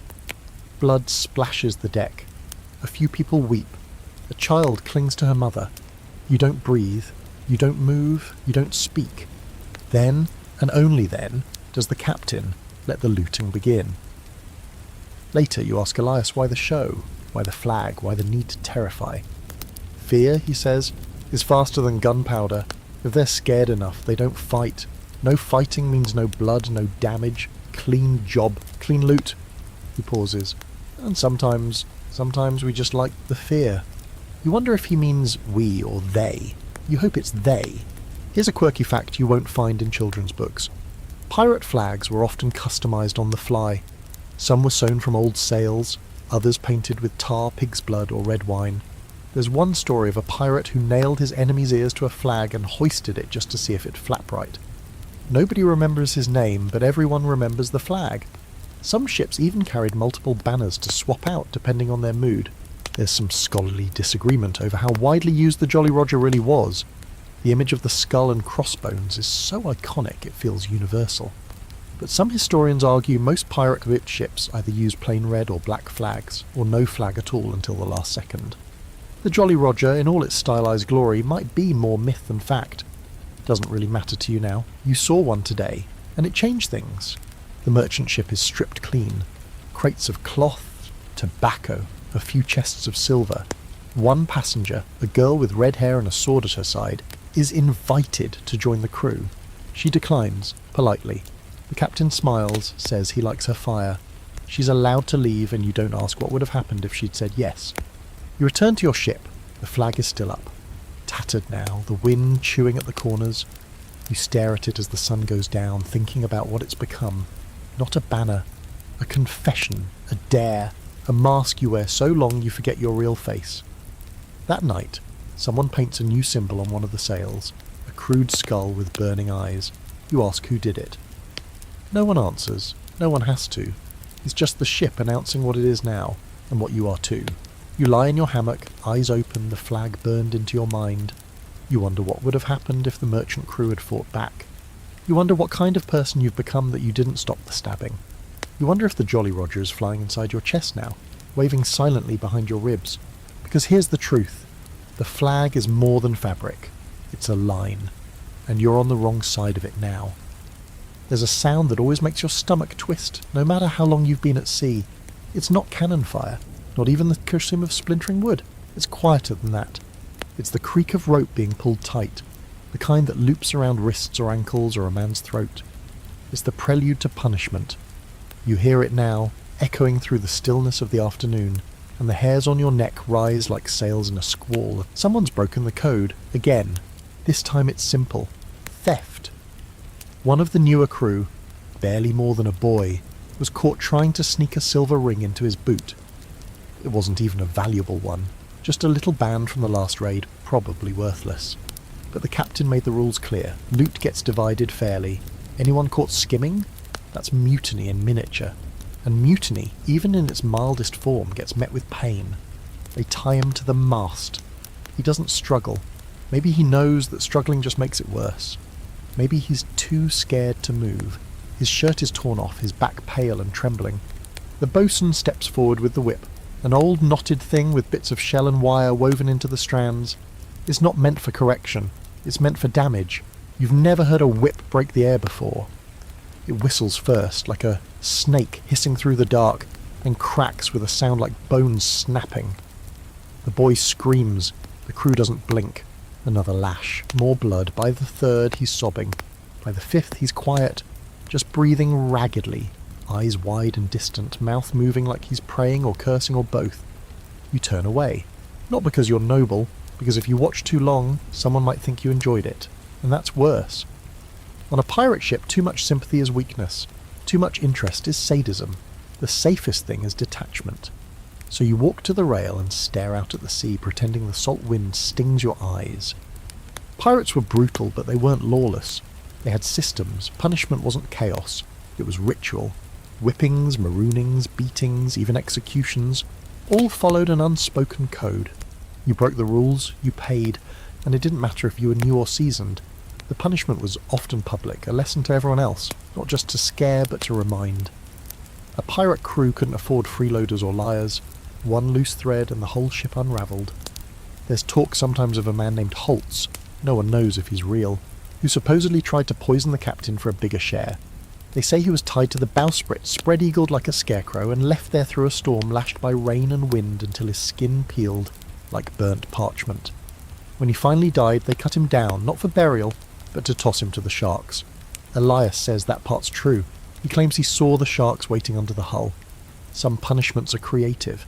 The guy once drank too much grog, pissed in the water barrel and got caught. He didn't get flogged. He got silence. No one spoke to him for 3 days, no one handed him food or water, no one acknowledged his existence. On the 4th day, he cracked, stood on the rail and started yelling nonsense. The captain called him back down. He refused, then he jumped. The sea took him quietly.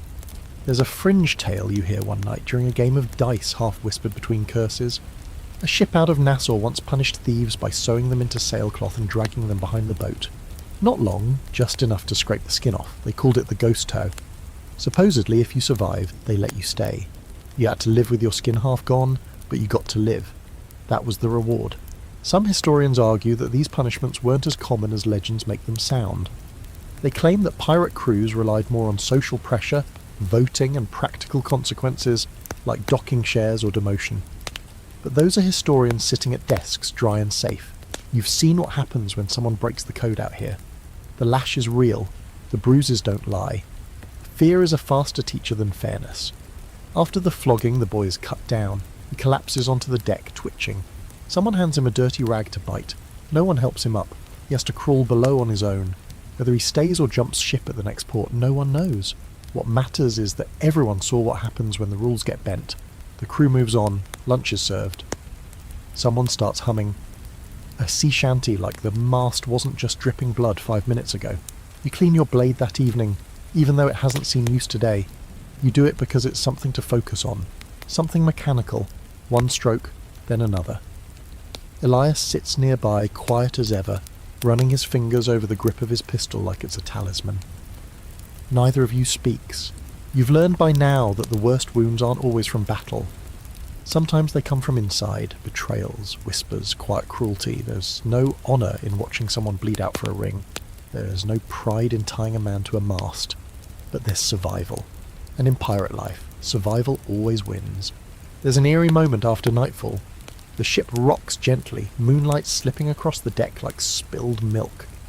You pass by the mast, and you swear you see the imprint of the boy's body still there, shadowed in the wood, like the ship remembers. Maybe it does. After all, she's seen more punishment than most prisons. And here's the part that keeps you up. You didn't stop it. You didn't speak up. And part of you knows, next time it could be you, maybe not for theft, but for failing in a raid, for getting caught sneaking extra water, for stepping on the wrong toes.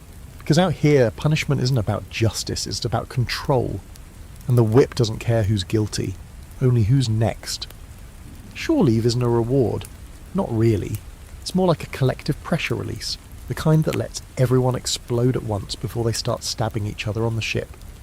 You hear the word port, and the crew cheers like children who've been promised candy in a fist fight. The ship changes course, and suddenly everyone starts preening, brushing knots from their beards, trying to bleach sweat stains from their shirts, and swapping out boots full of seawater for ones that only smell mostly like dead fish. You can't help it. You're excited too. You haven't walked on stable ground in weeks. Your knees have forgotten how to function without sway. And the idea of land. Real land. With smells that aren't mould and bilge. With food that doesn't crunch when it's not supposed to. That's enough to make you overlook the fact that half the crew is planning to drink until they forget their own names. The port in question is a crooked little place clinging to the edge of an unnamed island. All thatched roofs and bent palm trees, and a harbour that looks like it was dug by a drunk god. There's one dock, half a dozen shanty bars, and a brothel that leans so hard to the left it looks like it's trying to escape itself. You dock mid-morning. By mid-afternoon, the crew has scattered into the town like rats onto a bread cart. The first punch gets thrown before you even make it down the gangplank. 2 men fighting over who gets to disembark first. One ends up in the water, laughing and bleeding from the nose. Everyone cheers. You step around them and follow Elias, who's already halfway down the dock, moving with the calm purpose of a man who knows exactly where he buried his last stash of emergency rum. Port days follow a certain pattern. Drink, fight, gamble, regret. Not always in that order. You make it to a tavern called the Drunken Gull. where the floor is mostly sand and the roof leaks grog from the second story. Inside it's chaos. Tankard slam, dice clatter. A man in the corner is playing a hurdy-gurdy with such intensity you suspect he's exorcising demons. You get handed a drink that smells like it was strained through a cannonball. You drink it anyway. By your second cup things get hazy. By your third you've arm-wrestled a man twice your size and won purely by sneezing mid-match and distracting him. By your fourth you've lost your boot in a dice game. Not the pair, just the left one. You don't even remember taking it off. Historically, pirate ports were melting pots of debauchery. Nassau, Port Royal, Tortuga, names whispered with equal parts dread and delight. They were places where pirate ships could resupply, unload stolen goods, and more importantly, let their crews go wild. Tavern owners welcomed them for the gold, locals tolerated them for the chaos, and the pirates, they came for everything the sea denied them: food, flesh, and forgetfulness. You stumble outside around dusk. The air smells like fire, sweat, and sweet tobacco. Somewhere nearby, someone is being serenaded very badly. A man runs past with no pants. Another walks behind him, calmly holding the pants like a trophy. You turn and see Elias sitting on a barrel, feeding crumbs to a chicken he insists is named Morris. You don't question it. You're too drunk to spell chicken. The brothel is easy to find. Just follow the trail of broken glass and laughter. You don't go inside, but plenty of others do. You hear the creaking walls from the street, the moaning, the occasional scream. It's not all pleasure.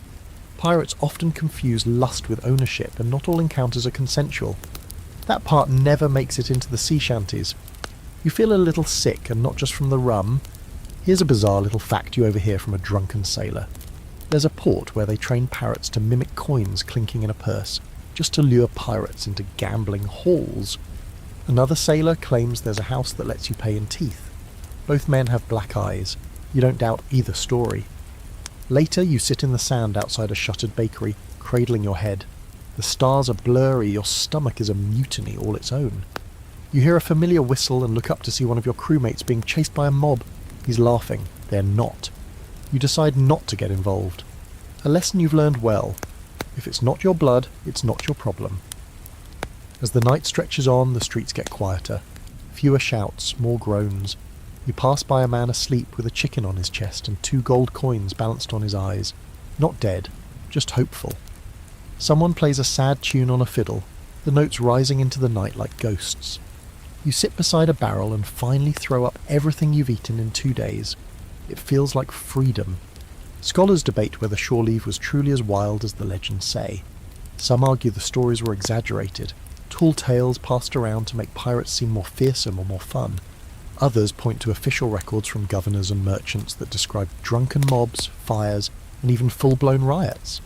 From where you're sitting, wiping your mouth with a sleeve that smells like fish and blood, it all feels pretty accurate. You wake the next morning on the deck of the ship. You don't remember getting there. Elias is next to you, holding Morris in his lap. "You bought him," he says, deadpan. "Said you wanted a conversation partner." Morris squawks and immediately poops on your leg. You nod, accepting your fate. The crew trickles back throughout the day, limping, groaning, bragging. One man's missing a finger. Another has a new tattoo that says freedom in backward letters. The captain counts heads, nods once and says, "Set sail." No one asks where. No one questions the decision. Shore leave is over, the sea calls. You haul lines with shaking hands and a pounding skull, knowing you won't see land again for weeks, maybe months. As the port fades behind you, someone starts singing. It's a slow song, not a cheerful one, a tune about death and salt and lost gold. The crew joins in. You hum along even though your throat feels raw. Morris flaps his wings and settles on a barrel.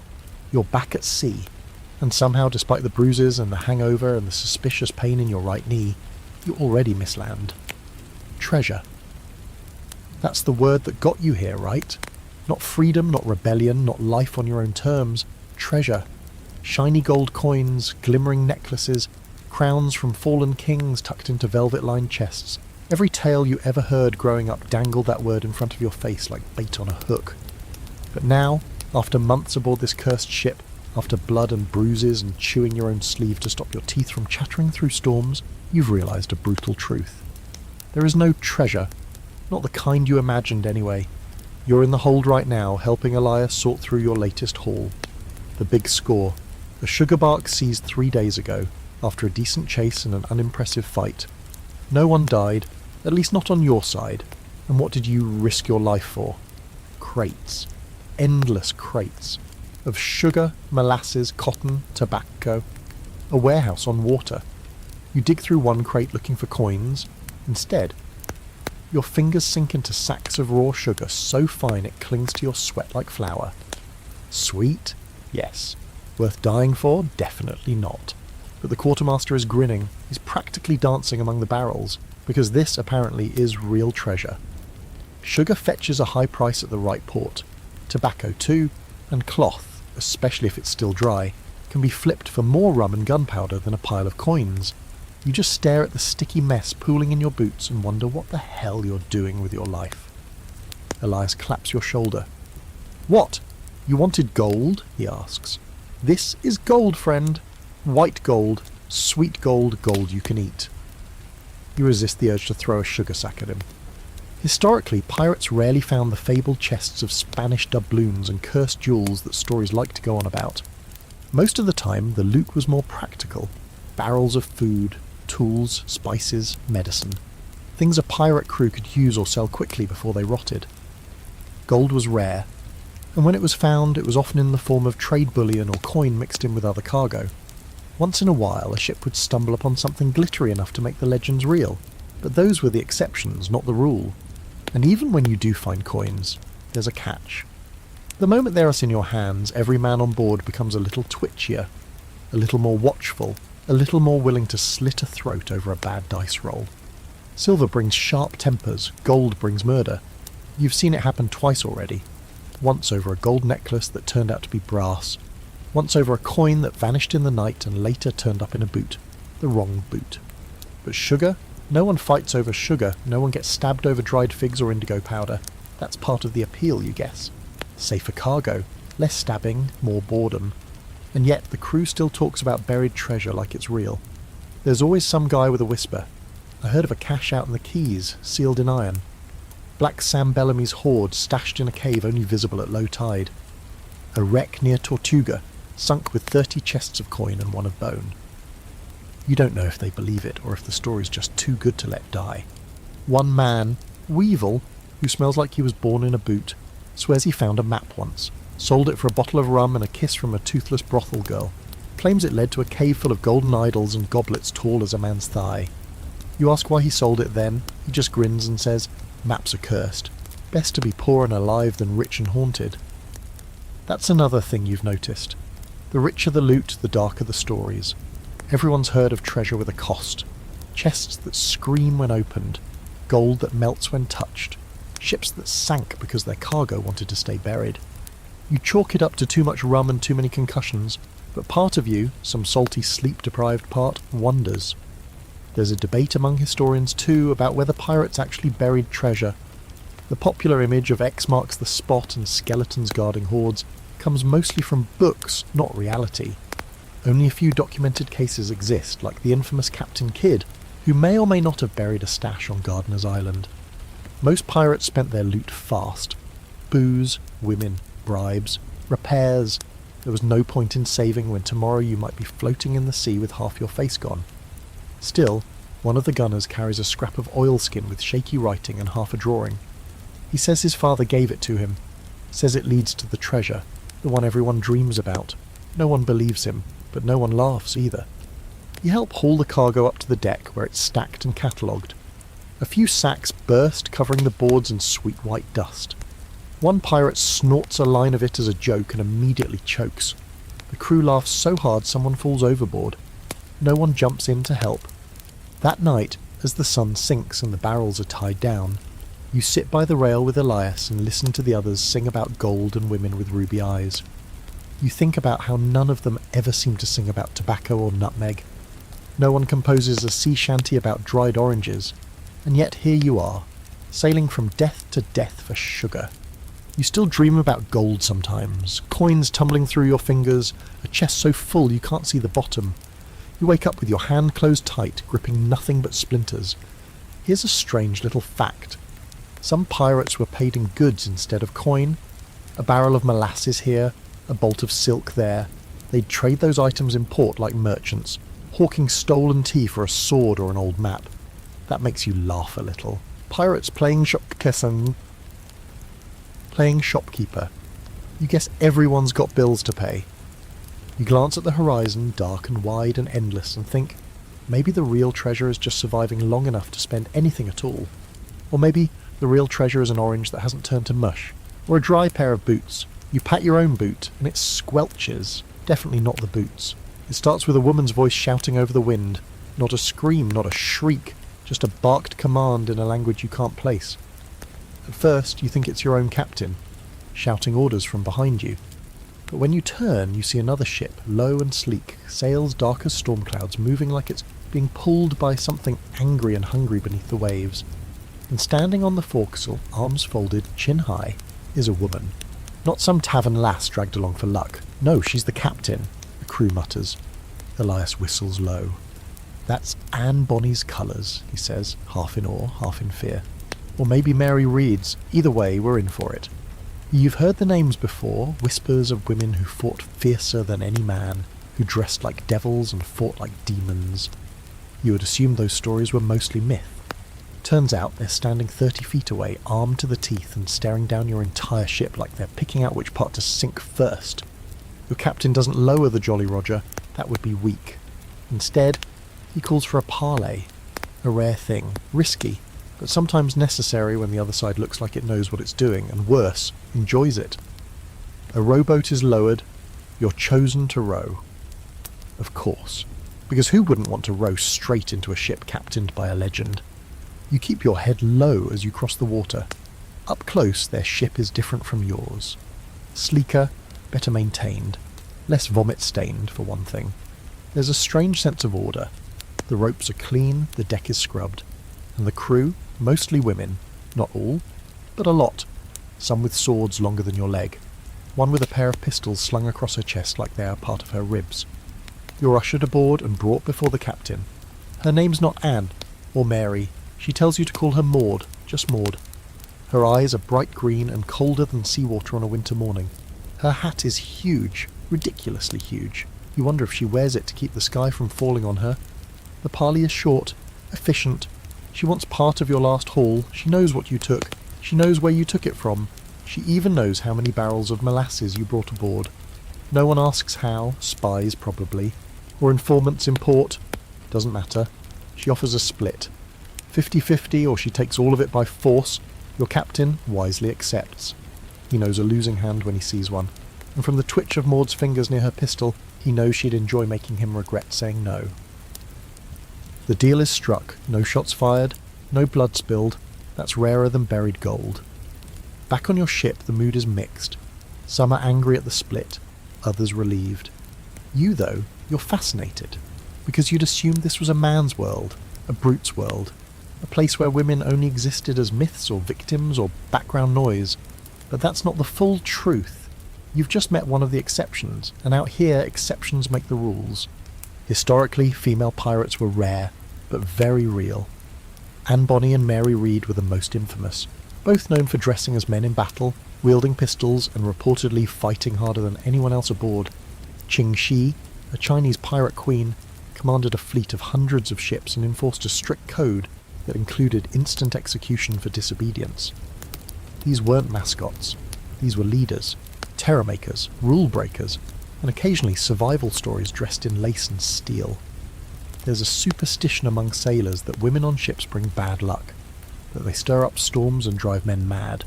You've heard that one plenty. You've also heard the older sailors claim that seeing a woman aboard means the sea will soon take someone. But now you're wondering if that's just old fear talking.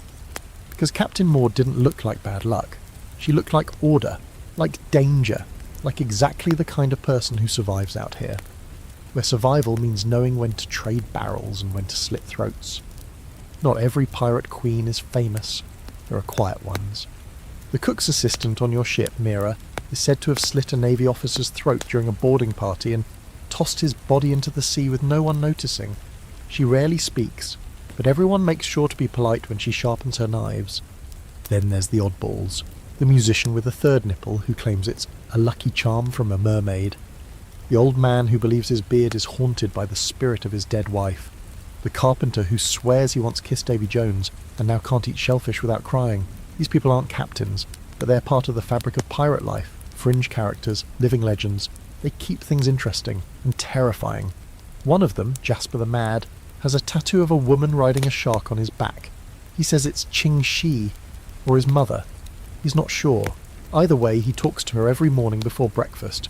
You used to think he was insane. Now you're not so sure.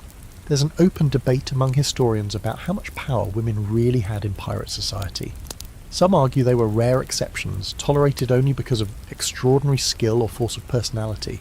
Others suggest that pirate life, being outside the bounds of traditional society, allowed for more freedom, gender included.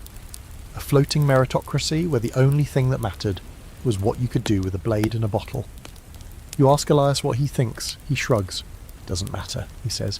Anyone who can sail, fight, and not get killed is fine by me. Don't care if they've got a beard or a bonnet. You nod. Because honestly, he's right. A week later, you spot Maud's ship again on the horizon. She doesn't come close, just sails past, a black streak on the water. Her flag flies high, an hourglass above crossed blades. You wonder what message she's sending this time. A reminder? A warning? Maybe just a nod from one survivor to another. That night, you dream of standing at a ship's wheel, wind in your hair, a fleet behind you. In the dream, your voice is loud, your coat is long, and no one questions your orders. You wake up smiling, just a little, because out here, the sea doesn't care who you are, only whether you last. And Maud? She's still out there. You're eating cold fish off a rusty tin plate when you notice something odd. It's quiet, not calm. Pirate ships are never calm, but quiet in the way a room goes silent right after someone says something they shouldn't have. You glance up. Elias is gone, so is Whisper. The captain hasn't left his quarters in 2 days, and the quartermaster? He's been pacing the deck like a priest at a hanging. The crew won't meet your eyes.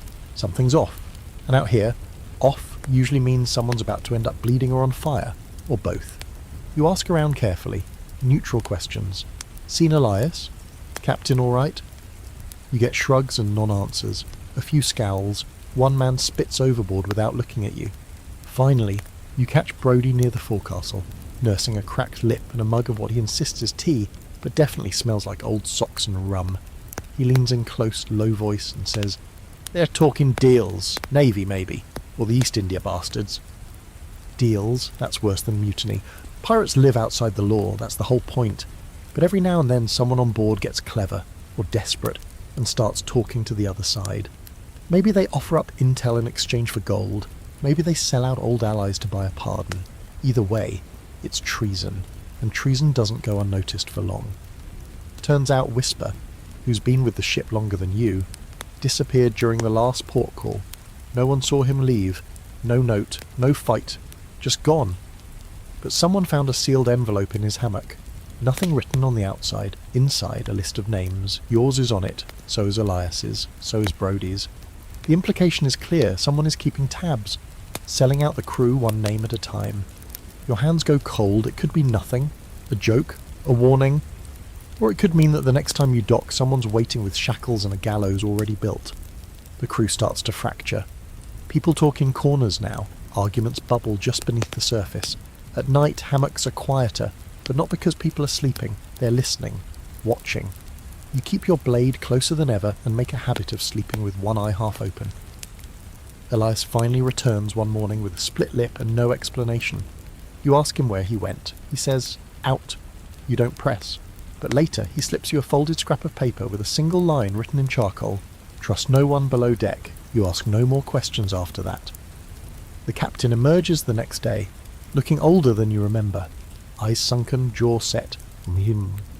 He orders a course change, away from the usual trade lanes. That's when you know he's scared.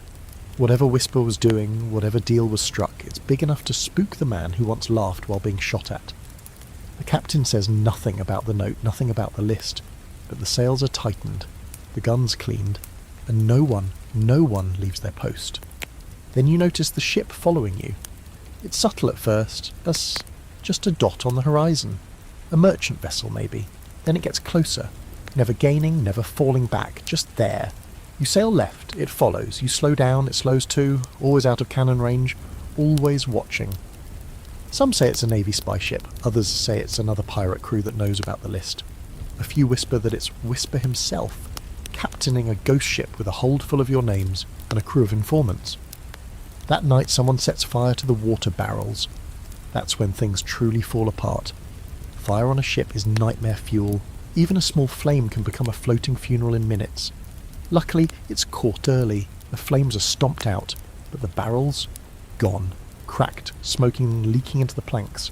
You'll survive maybe 3 days without fresh water. The captain demands names. No one answers, so he chooses one. A man named France, too slow to deny it, too drunk to fake innocence. He's tied to the mast, accused of sabotage. He cries, begs, says he knows nothing. It doesn't matter. He's not punished. He's executed. You watch the crew swing from paranoia to relief to guilt in under a minute. Here's a fringe fact for you. Some pirate crews employed informants on purpose.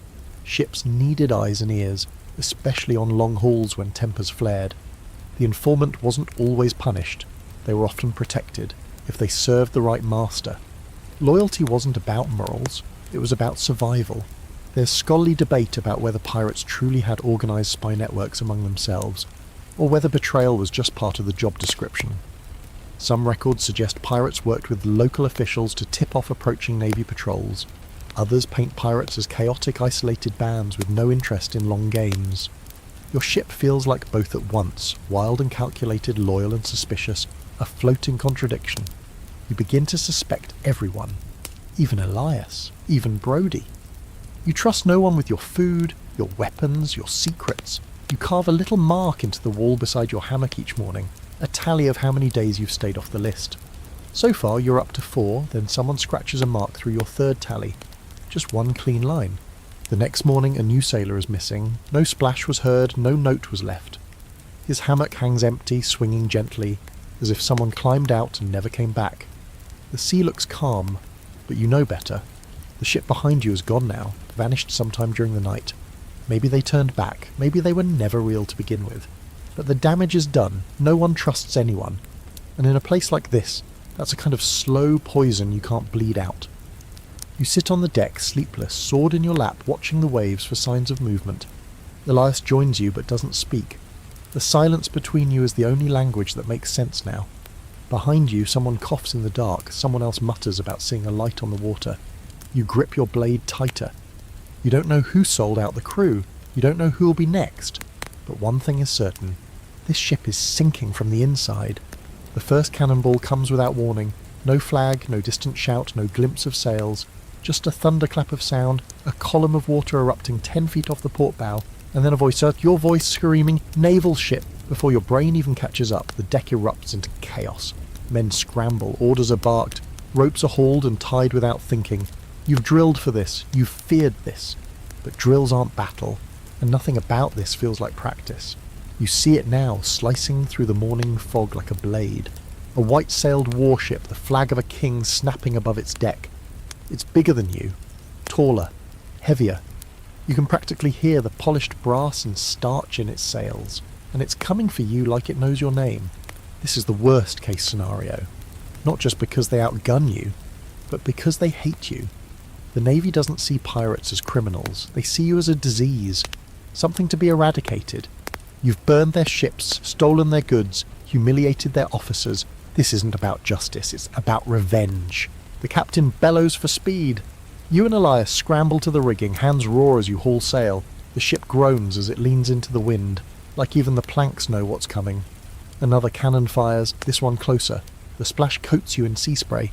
You don't look back. Looking back wastes time. Looking back gets you dead. But no matter how fast you move, the Navy is faster. Their hull cuts the water clean. Their gunners fire in organised rhythm. Boom, boom, boom. A deadly heartbeat. One shot grazes the stern, sending wood shrapnel flying. You hit the deck hard, arms over your head. When you rise, the world is louder and smaller and spinning. The next order comes, ready the guns. You've got fewer cannons, half your powder is damp, and one of the gunners has been blind in one eye since a drunken mishap involving grog and a torch. You're not hopeful, but you move anyway. That's what battle does. makes you move even when hope's already abandoned ship. The first pirate shot misses, the second hits. A lucky strike, one of the enemy's sails tears, flapping like a wounded bird. The crew cheers, but it's short-lived. The Navy fires back with a full broadside. You feel the impact in your teeth. The ship rocks like it's trying to throw you off. A chunk of railing explodes. Someone screams. You see Elias go down. You crawl to him, heart in your throat. But it's just a graze. His arm is bleeding, but he's breathing. You drag him behind a barrel as another volley shrieks overhead. Historically, Navy ships had advantages pirates couldn't match.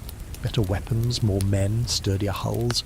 Pirates relied on speed, surprise, and fear. But when those things failed, it was like fighting a lion with a stick. Especially in later years, as piracy became more of a hunted practice and less of a tolerated nuisance, governments poured resources into chasing and exterminating crews like yours, and some naval officers made it personal. There's no romance here, no clever tricks, just brute force. The two ships circle each other like animals, teeth bared, blood in the water. Your captain tries to outmaneuver them using every trick he knows, sudden turns, faked retreats, surprise broadsides. But they are not fooled. They've seen it all before. They answer every trick with a wall of iron and fire. And then they close the gap. Grappling hooks fly. The worst kind of fight begins, the boarding. The enemy swarms your deck, uniforms stained with smoke, sabres raised. It's chaos, screams, steel, blood. You see men fall, some from wounds, others overboard. You find yourself locked in combat with a man twice your size and only win because he trips on a loose plank and you stab him through the gut as he falls. You don't feel heroic. You feel sick. Elias is fighting near the foremast, his face twisted, his shirt soaked in blood. Not all his, maybe not even mostly his. He's still on his feet. So are you. That's what counts.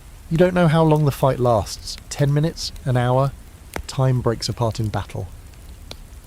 What you do know is the tide turns, just barely. The Navy captain is wounded. His men falter. Your quartermaster roars like a beast and leads a countercharge that pushes them back across the gangplank. One pirate drops a torch on their deck before they retreat. Fire leaps up fast. Someone screams to cut the ropes. And just like that, it's over. The Navy ship limps away, burning slowly, smoke curling like ink across the sea. Your ship is battered, torn, bleeding from the seams. You've lost 4 men, 2 more are dying. The deck looks like a butcher's table. You sit down hard back against the mast. Blood on your face, your fingers twitching like they've forgotten they're attached. Elias drops beside you. His arm is bound with a strip of someone's shirt. He doesn't speak. Neither do you. And here's the eerie part. After the Navy flees, the sea goes completely quiet. No wind, no gulls, just the crackle of burned wood and the groans of the wounded. It feels wrong, like the ocean is waiting to see what you'll do next. Here's a fringe fact. Some pirates believe the Navy used spies to mark ships with cursed symbols before an attack. Tiny knots of red thread tied into the rigging, ashes smeared across the mast. You think that's nonsense, until you see a red stain near the helm that wasn't there yesterday. There's scholarly debate about just how effective pirate resistance was against Navy forces. Some argue pirates avoided conflict whenever possible, knowing they were outgunned. Others claim successful pirate crews often defeated Navy ships through cunning and speed. Today your crew won. Barely. But the cost? It shows on every face. That night, a silence falls over the ship. No songs, no games, no toasts. Just the sound of repairs and shallow breathing. You lie in your hammock, every bruise pulsing like a drumbeat, your hands still coated in blood. Some of it's yours, some of it isn't. You should feel proud, but all you feel is numb. And somewhere out there you know another ship is coming. Bigger, better, meaner. 'Cause the Navy never forgets. They catch you while you're sleeping, not during battle, not during a storm or raid, just a quiet, still night when the sails are full and the sea is flat as polished glass. You'd almost started to believe the worst was behind you. You were wrong. It starts with a whistle, not a shout, not a bang, just a whistle, low and slow. Then the sound of boots on the deck, too many to count. By the time you're fully awake, your wrists are bound and there's a sword tip hovering near your throat. The man holding it has that clean, stiff look only Navy officers seem to pull off, like someone ironed him into his uniform. Behind him, more soldiers swarm the ship, weapons drawn, expressions stone cold, no fight, no warning, just capture. You're dragged up onto the deck where the rest of the crew's already assembled, lined up, tied and silent. Elias is there, kneeling with blood on his temple. The captain stands in the middle, arms behind his back, jaw clenched, eyes locked on the officer like he's memorising every wrinkle in the man's smug, pale face. A trap. Of course it was. Whisper. The list. The ship that trailed you for days. This wasn't a random patrol, it was a plan. You feel stupid for not seeing it sooner, angry at yourself and terrified. They make you kneel. The officer reads a proclamation in a bored nasal voice, something about piracy, treason, theft of crown property, disturbing the peace of civilized waters. You catch the words to be tried and hanged in accordance with His Majesty's law. The crew listens in stunned silence. One man starts sobbing, another laughs long and hollow. You just stare at the deck and try not to throw up. Pirates didn't always die in battle. Capture was common. Navy ships could outrun you, outgun you, and sometimes outsmart you. When they took you alive, it wasn't for mercy. It was for the theatre. Public trials, public hangings, a reminder to everyone watching that the crown had teeth, and they knew how to use them. You're loaded into a navy brig the size of a merchant's outhouse and twice as filthy. They cram you in with 10 other men, shoulder to shoulder, ankles chained, air thick with sweat and piss. It's dark. No windows, no airflow, just the occasional creak of the hull and the stink of fear. The next few days pass like molasses. Time slows, then stops, then starts crawling backward. You sleep in bursts, hunched over your knees. You eat hard tack that tastes like sawdust and iron. You drink water from a wooden cup with someone else's teeth marks on it. You try to speak to Elias, but they've separated you. Everyone looks the same in the dark, tired, bruised, haunted. There's a rumour spreading, the Navy's taking you to Port Royal, the big one, gallows tall enough to be seen from the sea. They like to hang pirates in batches there. Makes for better crowds. You hear someone say they once hanged 6 men in a row and left the bodies up for days. Someone else says they dipped them in tar first. Keeps the birds away. You ask the man beside you how long the trip will take. He just mutters, "Too long for the lucky ones, not long enough for the rest." You try to remember every step that led here. Press-ganged onto a ship, flogged for nothing, starved, betrayed. And somewhere in there, you became something worse. A pirate, a thing to be caught, tried, displayed like a butcher's prize. You think of the townsfolk who'll come to watch, parents holding up their kids to get a better view of your neck snapping like dry wood. You think of Elias, of Brody, of the boy who was flogged for stealing a ring. You wonder how many of them will make it to the trial. You wonder if you even want to. Here's a strange little fact. Some pirates, when captured, confessed to crimes they hadn't committed, just to sound more impressive. They wanted to go down in history, be remembered as legends instead of losers. Others begged, pleaded, wept for mercy, swore they were just passengers, forced aboard. Some even were passengers. Didn't matter. If you were caught on a pirate ship, you were guilty by proximity. One night a guard stops at your cell and mutters, "You've got a visitor." You're hauled to a tiny room where a man in powdered wig and ink-stained fingers waits with a stack of papers. He's a scribe, wants your statement, your confession. He's offering a deal, sort of, cooperate, name names, and maybe, just maybe, you get a stay of execution. Maybe even a pardon. You stare at him for a long moment. Then you smile and ask, "Got any oranges?" He does not find that funny. There's scholarly debate about how many pirates actually went to trial and how many were just executed on the spot. Some sources say trials were mostly for show, foregone conclusions with scripted outcomes. Others suggest some pirates were granted clemency if they turned informer or agreed to hunt other pirates. You don't know which version is true, you're not sure it matters anymore. The ship rocks hard one night, bad weather maybe. A few guards stumble, one drops a ring of keys near your cell, and for one impossible second the world holds its breath. But no one moves, not you, not the others. You're all too tired, too broken. Even freedom doesn't look like salvation anymore. Just a longer delay. You spend the rest of the night staring at the ceiling, which is just black wood and dripping condensation. Every creak sounds like a noose tightening. Every splash sounds like a final breath. The next morning you see land, and beyond it, the gallows. The docks of Port Royal smell like brine and rot and something faintly metallic, maybe blood. maybe just the iron chains locked around your wrists. You're marched off the ship with the rest of the captured crew, single file, boots dragging, manacles clinking in rhythm like some perverse sea shanty. The townspeople are already lining the streets. Some spit, some stare. A few actually cheer. You can't tell which is worse. Port Royal was once the most wicked place in the New World, a pirate haven, a paradise of sin and rum and poorly made decisions. But now, it's the Crown's gleaming example of order. Cleaned up, smoothed out, purged of its pirate soul and replaced with gallows lawmen and preachers who speak with the same authority as cannon fire. You feel it immediately. That smug, suffocating sense of righteousness. The kind that doesn't just want you dead, it wants you erased. You're told your trial is scheduled for the next morning. Quick and efficient. They don't want pirates rotting in their cells. They want them swinging in the sun. You've heard the phrase before, the king's justice waits for no man, especially not one who's already been judged by the colour of his sails. That night, you and Elias sit against the wall silent at first. Then he says, "You think they'll let us say anything before?" You shrug, probably, a few words, some dramatic gesture, something to remind the crowd that you're not just meat. Elias nods like that's enough. Then he laughs, low and bitter. "I always thought I'd die at sea, not on a stage." You don't know what to say. Neither of you sleeps. The trial is more of a performance than anything else. The courtroom's packed. Journalists, locals, officers in spotless uniforms. They call your names one by one, and each of you gets the same treatment. Charges read aloud like scripture, a quick nod from the magistrate, and then a moment to plead. You say not guilty just to say it. So do most of the others. One man screams that he was never a pirate, that he was kidnapped and forced to scrub decks. No one believes him. The judge doesn't even blink. The prosecution reads a list of your crimes, some true, some exaggerated, some you're pretty sure someone else did entirely.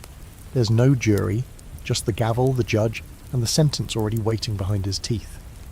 You glance at the crowd and see no sympathy, just curiosity, hunger. They want a spectacle. They came for blood in daylight. Historically, pirate trials were public events, part deterrent, part entertainment. Records show gallows packed with spectators, children eating sugared fruit as men swung. Sometimes ministers were brought in to pray with the condemned. Other times, convicted pirates were forced to read pre-written confessions, rehearsed like actors before an execution. And then there were the rare few who used their final moment to curse the court, the crown, and everyone within earshot.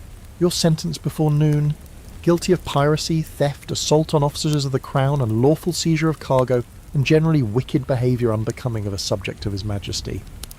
The phrase makes you laugh, the guards don't. Execution is scheduled for the following morning, fast, efficient, and publicly posted. You get one last meal, bread, cheese, something pretending to be stew. Elias offers you half of his, you don't ask why. You just eat in silence, savouring every bite like it's worth more than gold. That night, a minister visits your cell, a small man with a huge book and watery eyes. He asks if you'd like to pray. Elias tells him to go bugger himself with a crucifix. The man leaves. You almost laugh again. Then Elias turns to you and asks, "You think it was worth it?" And the answer should be no.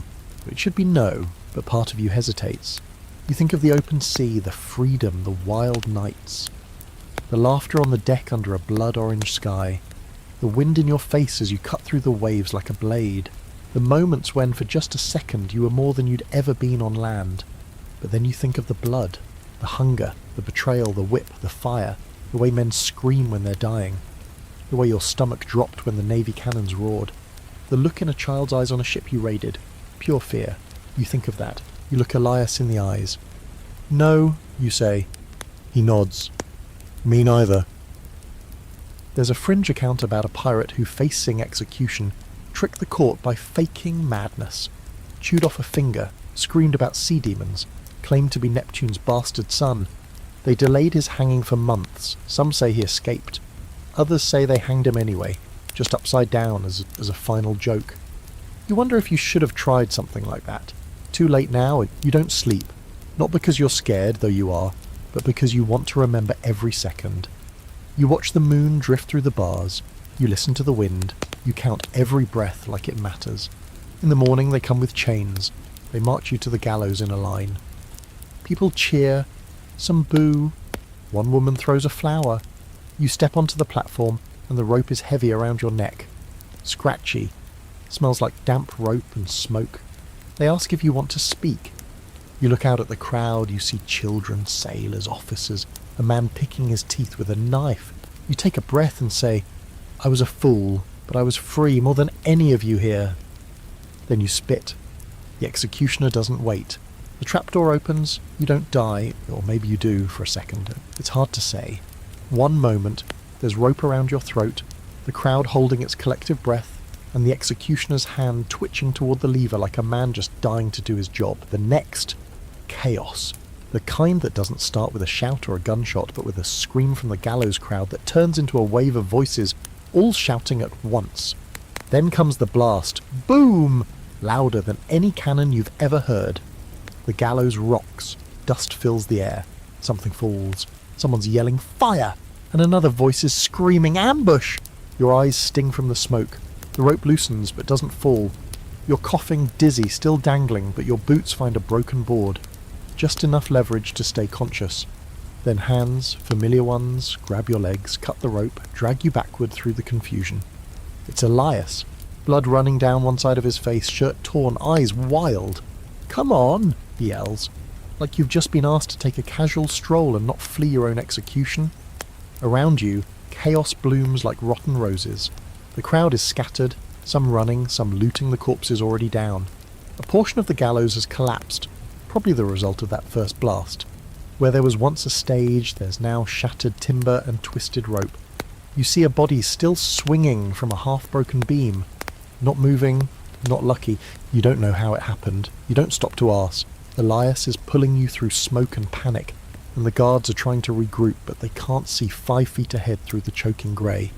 Somewhere a pistol cracks. A musket answers, then a second explosion, smaller this time, but closer. Pirates. They came back. Or some of them, at least. Later, someone will claim it was Maud and her crew slipping into port under the cover of night. Another will swear it was a local smuggler ring bribed to raise hell as a distraction.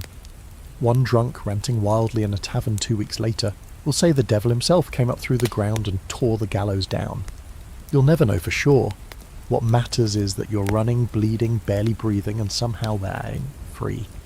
Elias drags you down alleyways you barely remember seeing on the way into town. You leap over barrels, duck through fences, push through stunned bystanders who drop baskets and curses in equal measure. A horse rears and bolts. A woman screams that the pirates are killing everyone. You try to shout back that you're not, at least not today, but your voice is gone, strangled by rope and smoke. Eventually you reach a low building near the edge of the docks. Someone inside whistles, a bird call, low and sharp, and the door opens. You tumble inside and collapse. You think you might pass out. Elias slaps your face lightly. "No dying," he mutters. "Not yet." Inside, there are others. Fugitives like you, some in navy gear, stolen and bloodied. One girl with a bandolier of pistols, a boy with a sack of bread who looks 12 and terrified. You recognize 1 or 2 from your crew, others are new, but the look is the same across every face. We survived, somehow, for now. They have a skiff, small, leaky, but it floats. The plan is simple. They'll wait until nightfall, slip out through the southern inlet, pray no one's watching. If you're caught, it's the noose again, if you're lucky. More likely a musket to the gut and a slow bleed in the mud, and so you wait. And every minute feels like a year. Someone hands you water. You drink. It tastes like dirt and metal, but it's wet. Someone else gives you bread. You can't chew. Your throat's still raw. You just swallow and try not to gag. You finally ask Elias what happened. He shrugs. Saw an opening, took it. Had help. That's all he says. Historically, escapes like this were rare, but not impossible. Port towns were messy places, guards corrupt, locals indifferent. If someone wanted to spring a pirate from the gallows, they had to move fast and dirty with more luck than skill. There are reports of bribed hangmen slipping knots loose, gunpowder stashes planted under scaffolds, even paid actors starting fights to cover a getaway. No 2 stories are ever quite the same, which only adds to the legend. Here's a weird little fringe fact. One pirate, John Halfjaw Hawkins, allegedly escaped hanging by biting through the rope with his teeth, took 3 tries, broke 2 molars, and still had to fight his way out of the square. He died later that week in a bar brawl over a spoon. You think about that and wince. At least your teeth are intact. By nightfall, your group is down to 6. 3 didn't make it. Guards, maybe. Or the crowd, doesn't matter now. The docks are still patrolled, but not as tightly. Everyone's cleaning up the mess. Counting bodies, looking for answers. You stick to the shadows, knees buckling with every step. The rope burns on your neck, itch like fire. Elias helps you into the skiff and you push off. The water is silent. Too silent. The kind of self-tender that screams in your ears.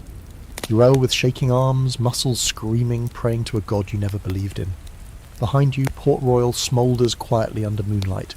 Gallows hanging empty. For now. You make it past the rocks, past the bay, and then, just like that, you're at sea again. Free. But not safe, not yet. The ocean doesn't welcome you back. It tolerates you, maybe. A sullen host allowing an unwanted guest to sleep on its floorboards just until sunrise. You and Elias drift in that leaky skiff for the better part of 2 days, with nothing but a sack of mouldy hardtack, a flask of brackish water, and the occasional gull that swoops overhead like it's considering pecking your eyes out. You take turns rowing and bailing. Elias jokes that you've officially earned the worst spar experience in the Caribbean. You try to laugh, but it comes out as a rasp. Your throat still burns from the gallows rope. There's no plan, no destination, just water and sky and that distant sound in your ears that might be the wind, or your heartbeat slowly unravelling. By the 3rd day, the sun is relentless. It drills into your scalp like it's trying to find your thoughts. The salt crusts on your skin. Your lips split. You start seeing things. A sail on the horizon. A ship's bell. Elias telling a joke that turns into a hymn. You sleep in minutes, half aware, one eye open, hand still clutching a knife out of habit. Not fear. You're past fear now. What's left is reflex. On the 4th day, a ship appears. Real this time, low in the water. Fast, no colours flying. Your heart lifts, then sinks. Could be pirates. Could be slavers. Could be the same damn Navy patrols you just escaped. You don't wave, don't shout, just sit there, holding your breath while Elias squints into the sun and mutters, "Better to die on deck than in this bathtub." They see you. Of course they do. The ship swings toward you like a predator who's just spotted dinner with legs. You hear shouting, ropes, orders. A grappling hook clinks into the side of the skiff and drags you in. Men haul you aboard, rough hands, sharp eyes, one pokes you in the ribs. You flinch, he laughs. Then a voice you recognise says, "Drop that one. He's with me." Maud, of course it's her. She appears at the rail like a ghost conjured by sheer exhaustion. Coat dark, boots polished, hat even more ridiculous than you remember. Her expression doesn't change. Not warmth, not surprise, just calculation. "What happened to the gallows?" she asks. You swallow. "Didn't take." She smirks. "Lucky you." They feed you, bathe you, let you collapse in a real a hammock technically, but it feels like heaven.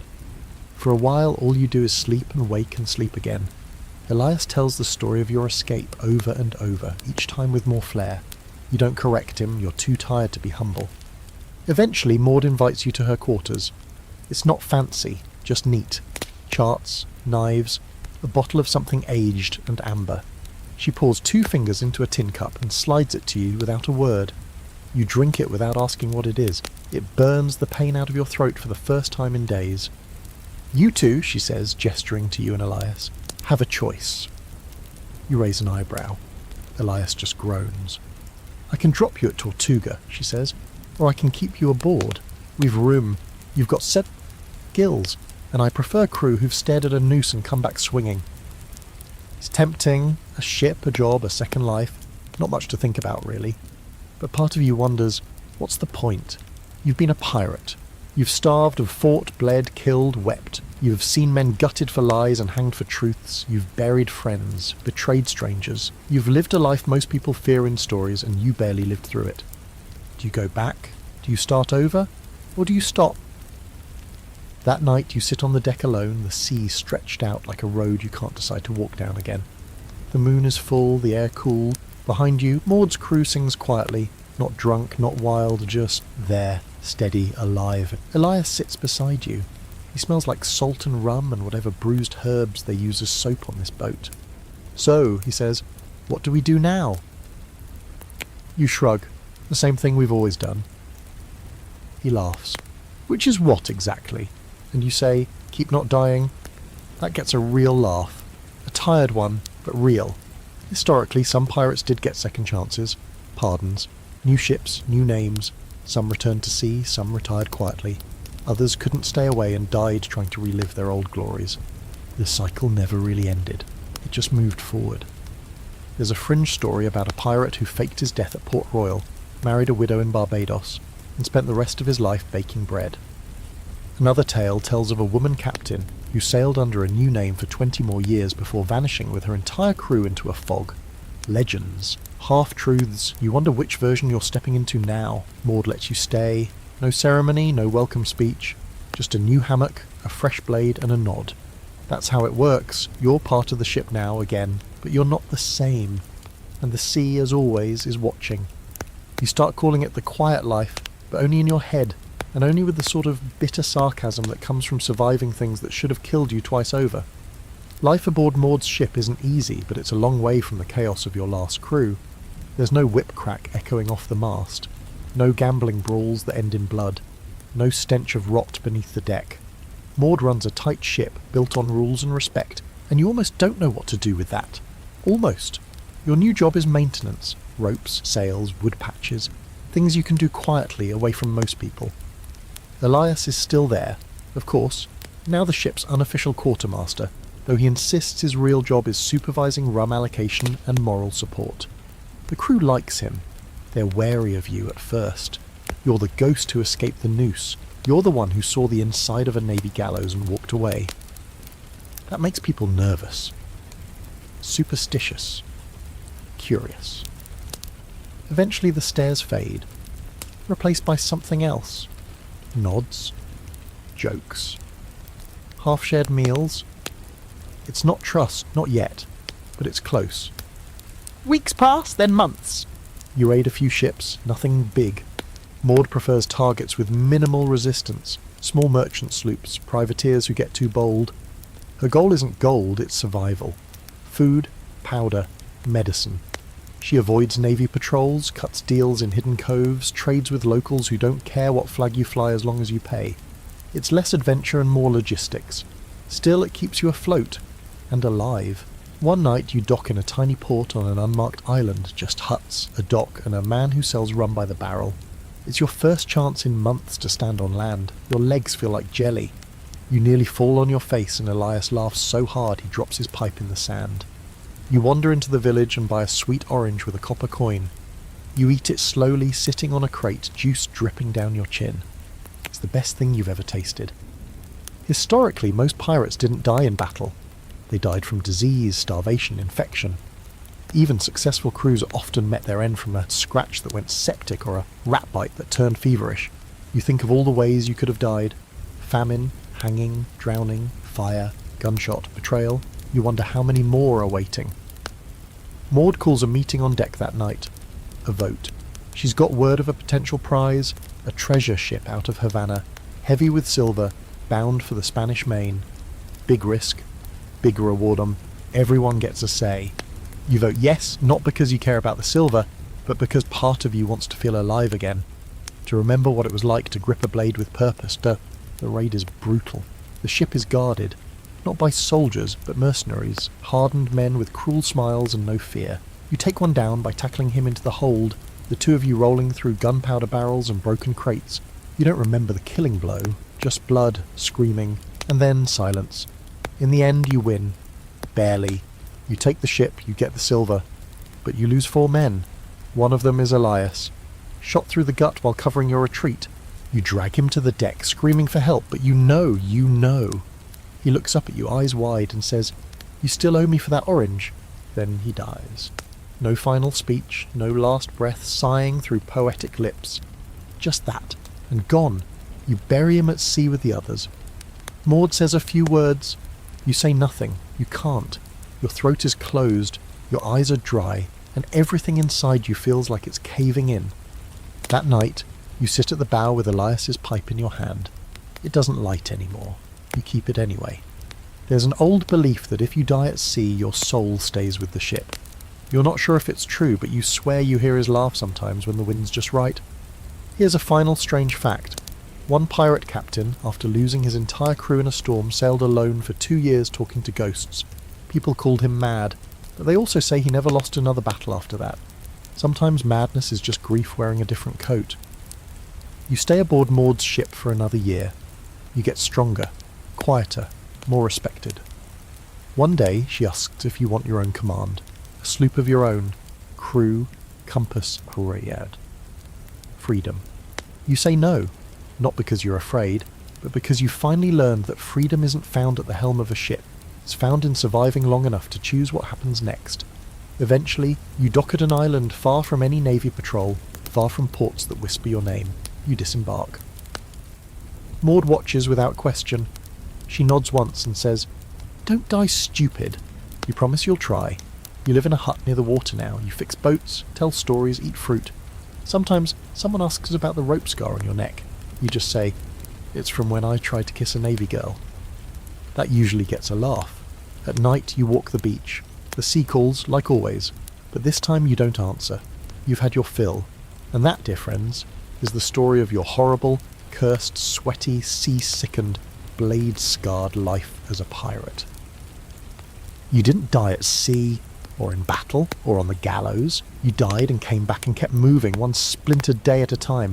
That's not glory, that's survival, which, in pirate terms, is the same thing. So if you're still awake, congrats. You just lived through something most people wouldn't survive 10 minutes of. If your pillow now feels extra soft, that's because you've earned it. Now close your eyes, breathe in deep, and drift away like a stolen ship into a moonlit cove.